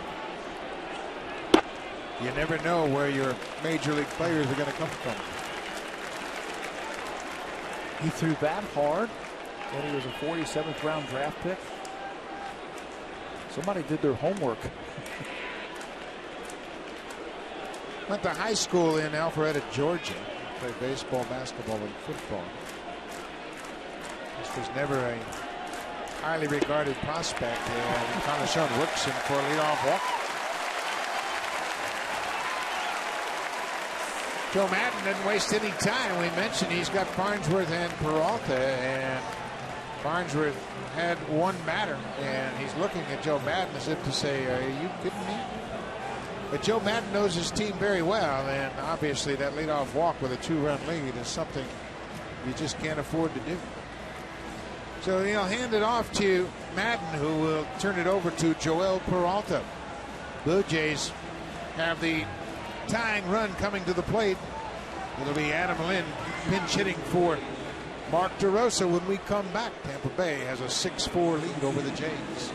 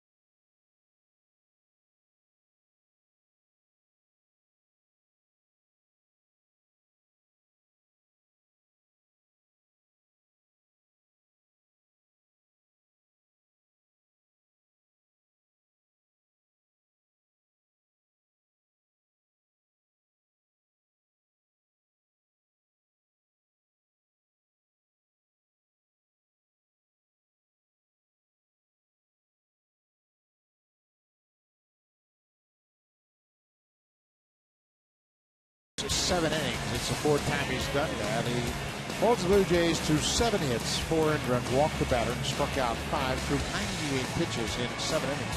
One thing he has been since returning to the retired 13 of the last 14 Blue Jays. Just that infield single by Colby Rasmus, the only blemish against Price since the 3rd inning. They turn it over to the bullpen. Farnsworth walks the first batter, so they go to Joel Peralta. This is his 50th game already this season, which is first in the American League. He also has 24 holds as the 8th inning man for the Tampa Bay Rays. That's first in the American League also. Fastball, breaking ball, split. That's what he will feature tonight. Doesn't throw that hard. A little bit different than Farnsworth, who was 95. He doesn't throw as hard. So Adam Lynn will come off the bench to pinch hit against Peralta. He's 1 for 5 against the Rays righty. Lynn batting .306 on the season. Peralta appeared in 76 games for the Rays a year ago. This is his 3rd season in Tampa Bay. Off-speed pitch, misses outside.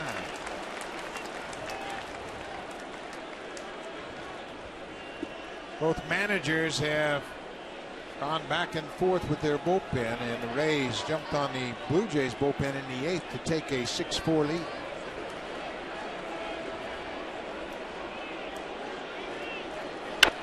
Popped up. Shallow center field. Ben Zobrist, the shortstop, waves everybody off and makes the catch, and Linda's retired.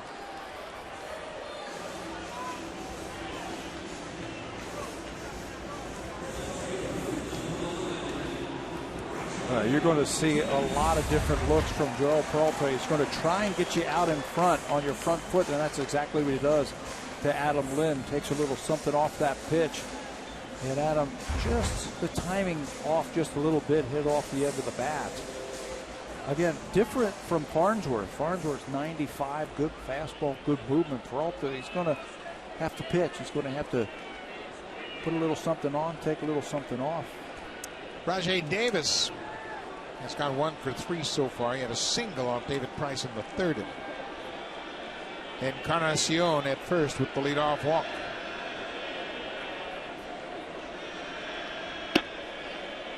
Up and away for ball 1.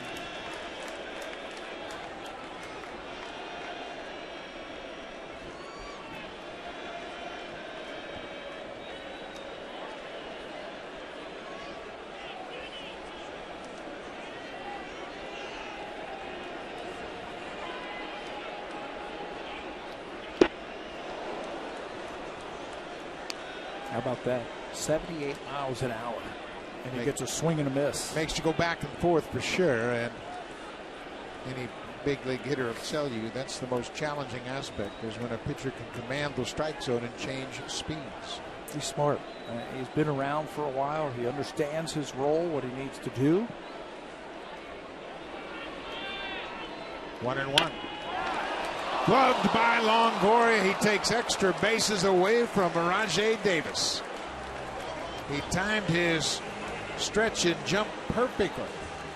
Davis hit that ball hard. It was headed down the corner in left. You can't hit it any harder than Rajay Davis did right there. You can see Longoria looking at his hand like he's got a stinger on that line drive by Davis. Man.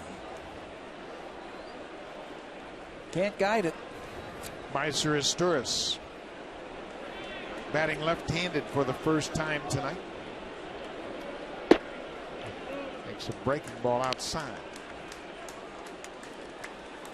Well, I mentioned how good the Rays defense is, and it certainly gives the pitching staff a lot of confidence to throw it over, put it in play. Matt Joyce made a terrific play earlier in the ball game, taking a hit away from J.P. Arancibia.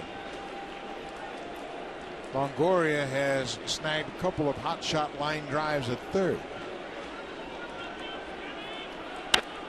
This is popped up behind home plate. Those balls right at him. I mean, as a hitter, you can't say, why is he standing there? You know, you can't guide it when you hit it. Just playing in the right spot, hit it right at him. Longoria Got another line drive off the bat of Aaron Sebia in the 6th. Tough defense. Only made 3 errors in their last 21 games. That contributes to the 17-4 record.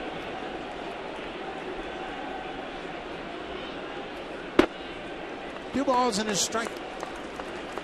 Blue Jays trying to rally against Tampa Bay. Joel Peralta in relief of Kyle Farnsworth. Farnsworth came into the ballgame, walked Encarnacion to start the inning, and that was it. Joe Madden went right to Peralta. He was going to give Farnsworth every opportunity to pitch the 8th inning until he lost Encarnacion. Then he went to a setup man. And now he's one pitch away from losing Asturias, and there's a home run hitter on deck. Meiser Asturias has to find a way to get on base for Colby Rasmus here. Rasmus has an infield single in 3 at-bats tonight.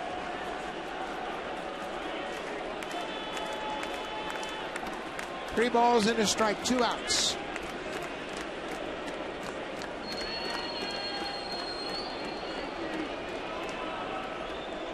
Ball 4. That'll get Rasmus to the plate with 2 on.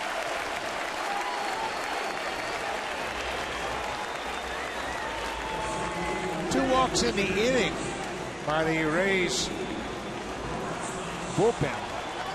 Pinch runner.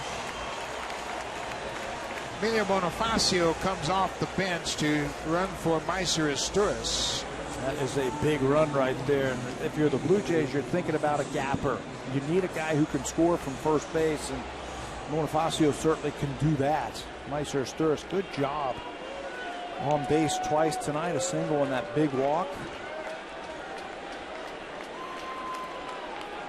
So Colby Rasmus, with 2 on and 2 outs, faces Joel Peralta. Rasmus has never had a hit against Peralta. He's 0 for 7. Perfect time for number 1. Yeah, and how about a long one? Home run. Peralta's given up 4 home runs this year in his 42 innings. Blue Jays have hit 3.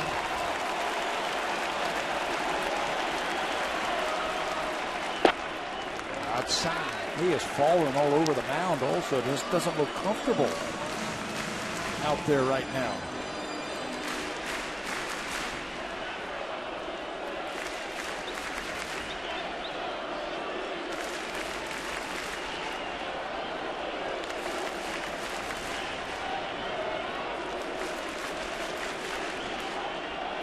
Peralta has allowed just 1 of 17 inherited runners to score this season. He inherited Encarnacion.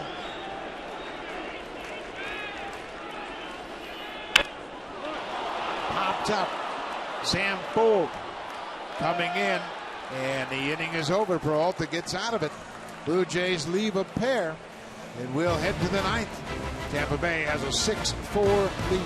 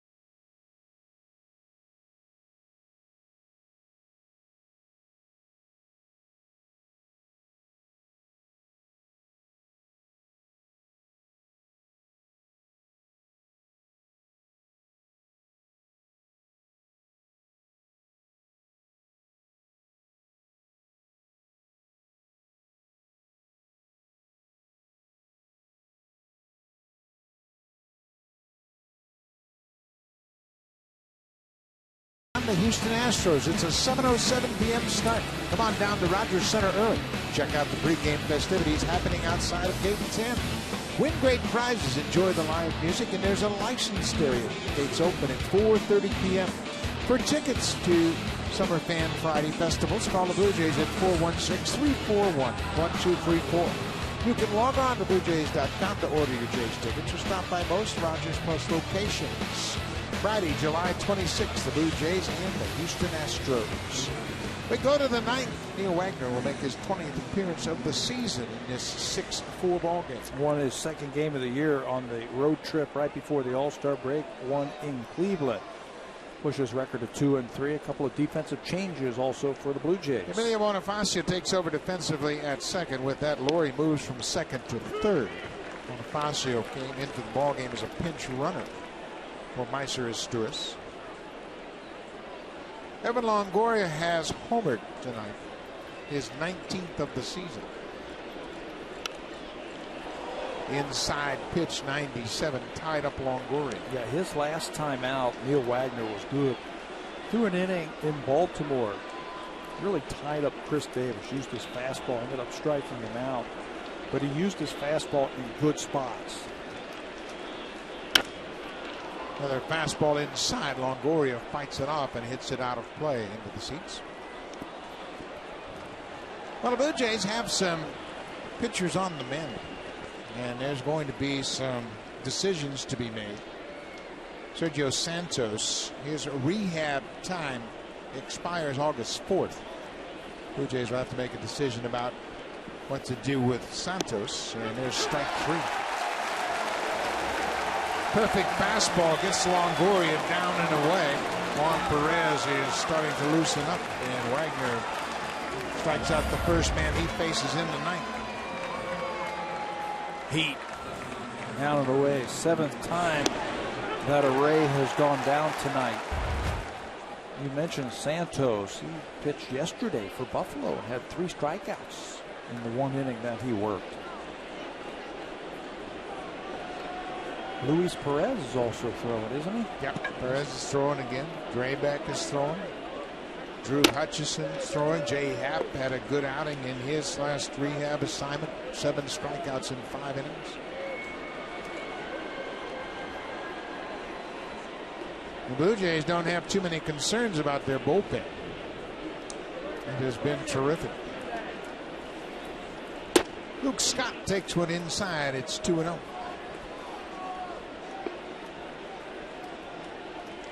Scott is 0 for 3 with a walk tonight.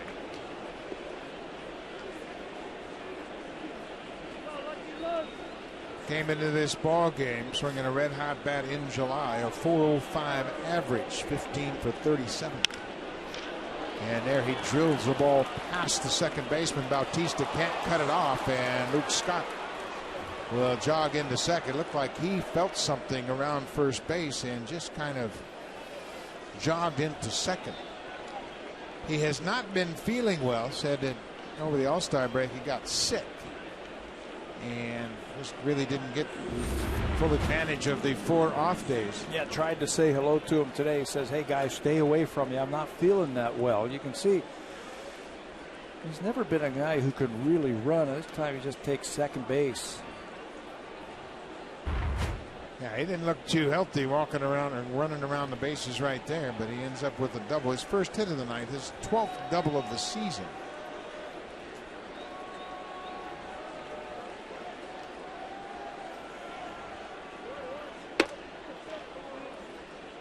Rookie right fielder Will Myers doubled, homered, and then struck out and flied out. He is 2 for 4 tonight. His home run, his 4th big league home run.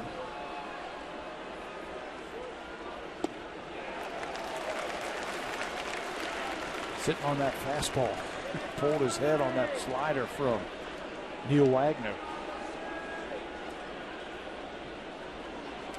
Tampa Bay with 12 hits tonight. They have homered 4 times. They now have 110 home runs. I mentioned their improvement offensively overall for the season. When you look at their home run totals, Tampa Bay came into this ball game 5th in the American League with 110 or 106 home runs. They've added 4 more tonight.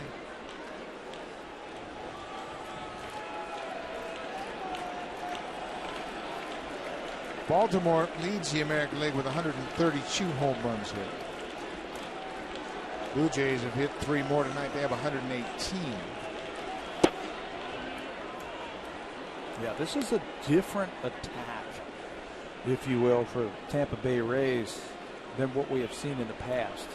To give you an idea of how different they are, coming into this game tonight, they were tied with the Detroit Tigers with 106 home runs. Cabrera has how many of those? Wow. Myers, a very defensive swing, but he stays alive. They always had guys who could hit home runs, but I wouldn't categorize them as a home run hitting team. They were more of a work the count, steal the bases, double steal, suicide squeeze, that kind of thing. Joe Maddon's got some hitters. And they're missing 2 starters tonight. James Loney's having a terrific season, batting over 300. He's on the paternity list. Myers shoots this one down the right side. He's got great opposite field power. Fans, a reminder coming up next, it's Blue Jays Express on Sportsnet 360 with Eric Smith and Sam Cosentino. It's connected on East Ontario West. And more MLB action between the A's and Angels on Pacific. Blue Jays Express connected and more baseball action. Oakland at the Angels on Sportsnet Pacific. 2 balls, 2 strikes. Will Myers battling against Neil Wagner. This downstairs, it's a full count. Sam Fuld to follow. Fuld came into the ball game as a defensive replacement in the bottom of the 8th. It's a big run out there. Got to save that run. Blue Jays come in the bottom of the 9th. They get 1 guy on, then the tying run comes to the plate. We'll probably see Fernando Rodney, so that's a big run. Bouncing ball up the middle. Reyes stretches, extends, throws off balance, and it goes over Encarnacion's head, and that'll allow Luke Scott to score. Encarnacion trying to make the catch and record the out. Reyes is charged with his first error of the season. It's a base hit for Will Myers, his 3rd of the night. Had a play like this earlier tonight where Reyes goes up the middle. That time you could see Encarnacion trying to stay on the bag and trying to catch the ball. And he just can't stretch high enough and keep that foot on his bag. Reyes will be charged with the error. Last time the throw was offline, Encarnacion came off the bag and saved him from an error. 1 out. Sam Fuld batting for a first time tonight takes a strike.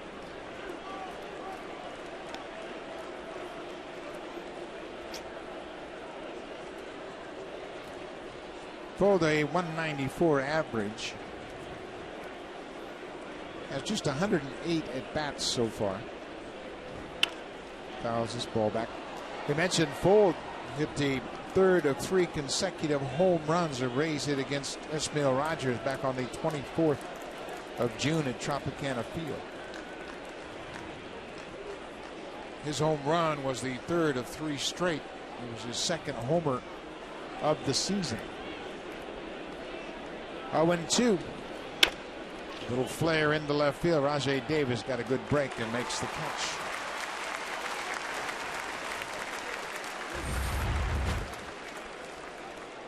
Luke Scott very concerned about having not feeling well, illness, and you can see the rest of the team kind of avoiding contact with him. Don't breathe on me. Don't breathe on me. Everybody just pat him on the head, elbow bump him a little bit. That's great.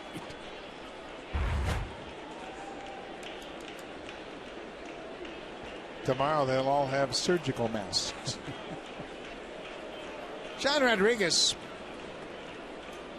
entered the ball game as a pinch hitter in the 8th inning and delivered a 2-strike sacrifice bunt off Steve Delabar. That really set up the inning, and it led to 2 runs for the Rays. That gave them a 6-4 lead at the time. Boy, that was a huge at bat. I mean, think about that. 2 strikes against Delabar, and you're asked to get the ball down in a tie game, and he does. Kelly Johnson had singled to start the inning, and Rodriguez advanced him to second with the bunt. And after Molina had lined out to center, Ryan Roberts jumped on the first pitch and drove in the go-ahead run. And then Desmond Jennings had an RBI double for the 6th run. Tampa Bay has added a 7th here in the 9th. Line drive into center. Rasmus is got a chance. Here's the throw to the plate. It is not in time. Will Myers steps inside the tag of Aaron Sebia and scores. Myers didn't slide, just stepped back inside the baseline, and Rasmus' throw was a little bit up the line. Rodriguez picks up the RBI. It's 8-4 Tampa Bay. Well, here's the play one more time. He feels like that ball is inside, and you can see Myers skip around the tag and just touch the plate as Aaron Sebia dropped the ball. So now a non-save situation. Fernando Rodney has sat down in the bullpen. 4-run lead. Molina goes after the first pitch. The Rays catcher is 0 for 4. Tampa Bay now 8 runs on 14 hits. And they have jumped all over the Blue Jays bullpen tonight. Scored 2 in the 8th and 2 more here in the 9th.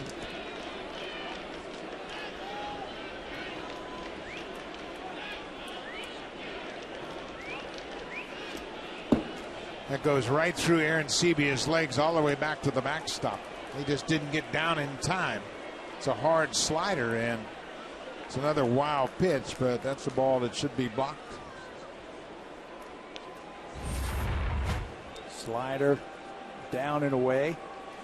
He just pulls the glove up too quickly.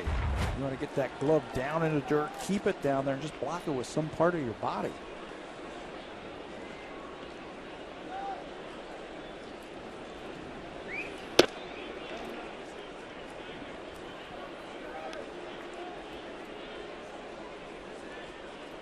The Rays really had trouble delivering clutch hits through the first 7 innings. They were 0 for 6 with runners in scoring position, but they're 3 for 7 in the last 2 innings against a very good bullpen.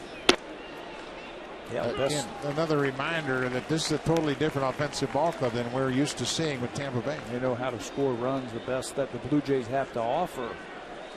Down Cecil Delabar. And they've picked up 4 runs here in the last couple of innings. Luke, you've done good. Go back, go get yourself a Gatorade and sit down. Little squibber. Wagner has time. Molina doesn't run well, and he throws him out. But Tampa Bay has taken a commanding 8-4 lead. 2 in the 8th, 2 in the 9th. Blue Jays will out in the bottom of the 9th. It'll be Aaron Sebia, Brett Laurie, and then Jose Reyes.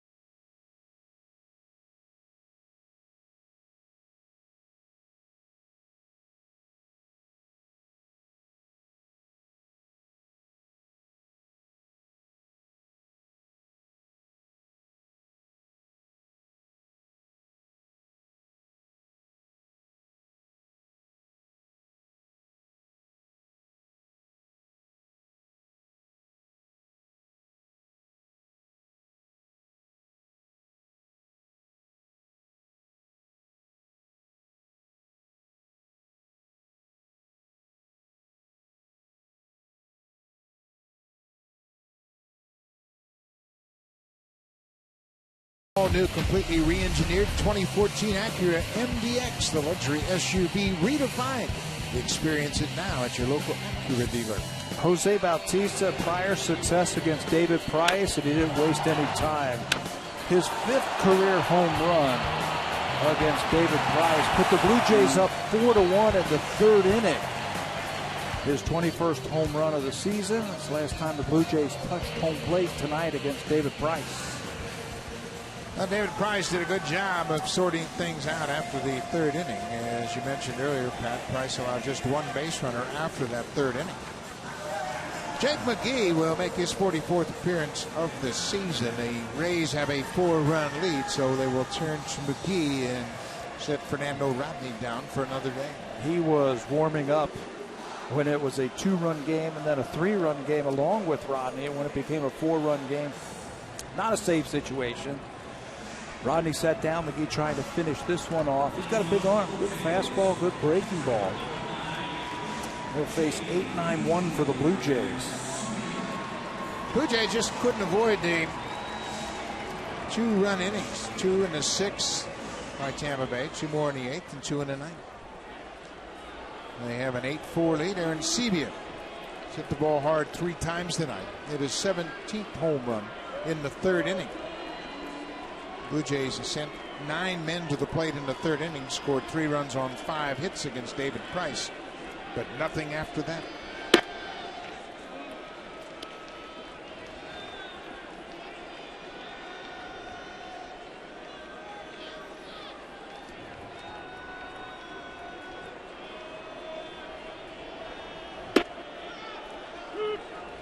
One and 1 count to the Blue Jays catcher. Got to take a strike. Got to get some base runners here. Turn this lineup over for Bautista and Encarnacion. So JP takes a strike. Now he's ready, locked and loaded. 97 from Jake McGee, and he's got a big arm. McGee had a little problem early in the season. His command was off, but boy, oh boy, when he gets it zeroed in, he's as tough as any left-hander there is. Yeah, a lot of fastballs that were up, catching too much of the plate. He's got a big arm. And he was saying, reading some articles about him, you know, I'm going to use my breaking ball, maybe my changeup a little bit more. And Joe Maddon says, you're a fastball pitcher. Keep doing what you're doing. Use your fastball. Just throw it in a better spot. Yeah, not many people are blessed with a 97-mile-an-hour fastball from the left side. No tricks. That's what managers used to say when those relievers would come out of the bullpen and throw 97. Don't need to trick them. No trick there. Good fastball. 1 down here in the 9th. Now for a preview of what's coming up on Connected. Here's Ken Reed and Ivanka Osman.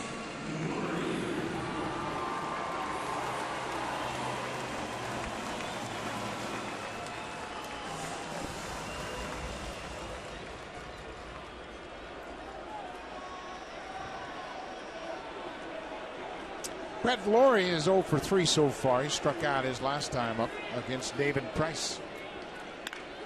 Laurie drives this ball to left field. Sam Bull watches it sail over the wall. Home run, Brett Laurie. His 6th home run of the season comes on the first pitch off of Jake McGee. And boy, oh boy, how big are those 2 runs in the top of the 9th. Huge runs for the Blue Jays. It'll be a 1-run game right now. Laurie not taking a strike. He's going to jump on the first pitch he sees. Fastball right down Broadway. And that's got to feel good. That looked like a get-me-over fastball from McGee, and it ends up in the bullpen.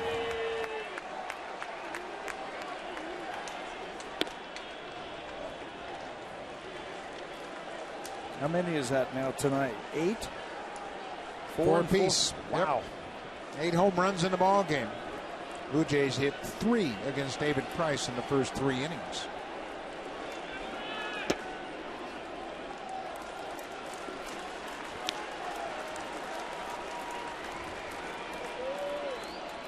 Brett Laurie's first home run since May 24th.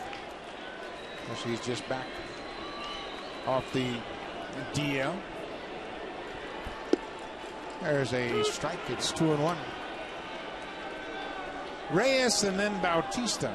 Jake McGee has given up the home run to Brett Laurie, and that has prompted Joe Madden to get Fernando Rodney up and throwing again. Yeah, one more guy gets on, and it's a save situation. There's Rodney, closer for the Rays.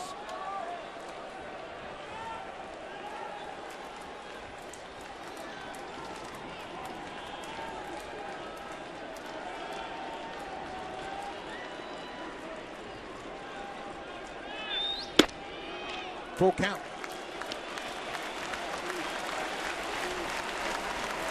It's an 8-5 ball game. Joe Madden will not waste any time and hesitate to go to Rodney. Reyes stays alive. Give you an idea how quick Madden will pull the trigger. Kyle Farnsworth started the 8th inning, walked the leadoff man, and boom, he was gone. Went to their setup man, Peralta. He got out of that inning. 4-run lead. Brings in McGee again. Reyes gets on. Rodney's in this game.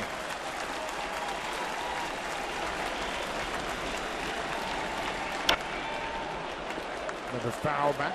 We'll have another full count pitch. 99 miles an hour on that one.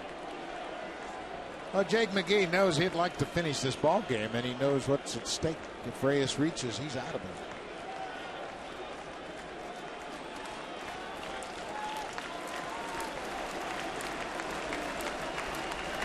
Bautista on deck and kind of shown in the hole. This is driven to right. Well, Myers gets back, and that's the second out of the inning. Blue Jays are down to their last out.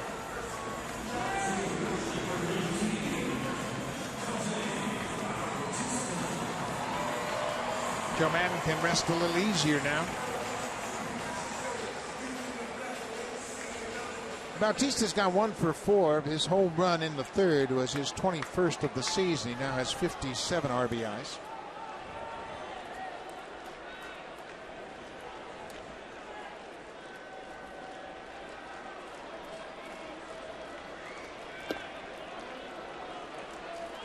First pitch is off the plate inside.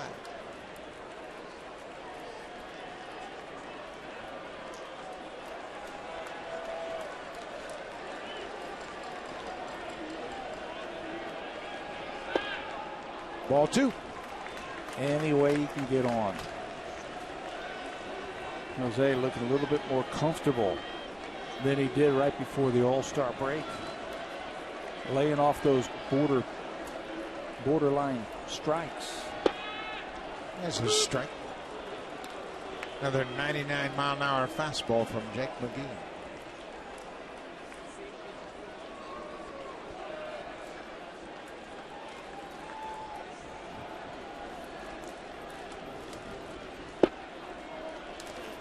Three and 1. David Price in line for the win. It'll be his 4th win of the season. He would improve to 4 and 5. Not a quality start, though. That snaps the streak, 15 straight, which was a club record for Tampa. Bautista pops it up. Zobrist out from shortstop, calls for it, and the game is over. Jake McGee closes out the ball game. Tampa Bay wins the first of 3. Big night for the home run hitters. Each club hit 4 home runs, and they win the opener 8-5. We'll be back tomorrow afternoon. Coming up next, it's Blue Jays Express on 360. Connected on East Ontario and West. More baseball on Pacific.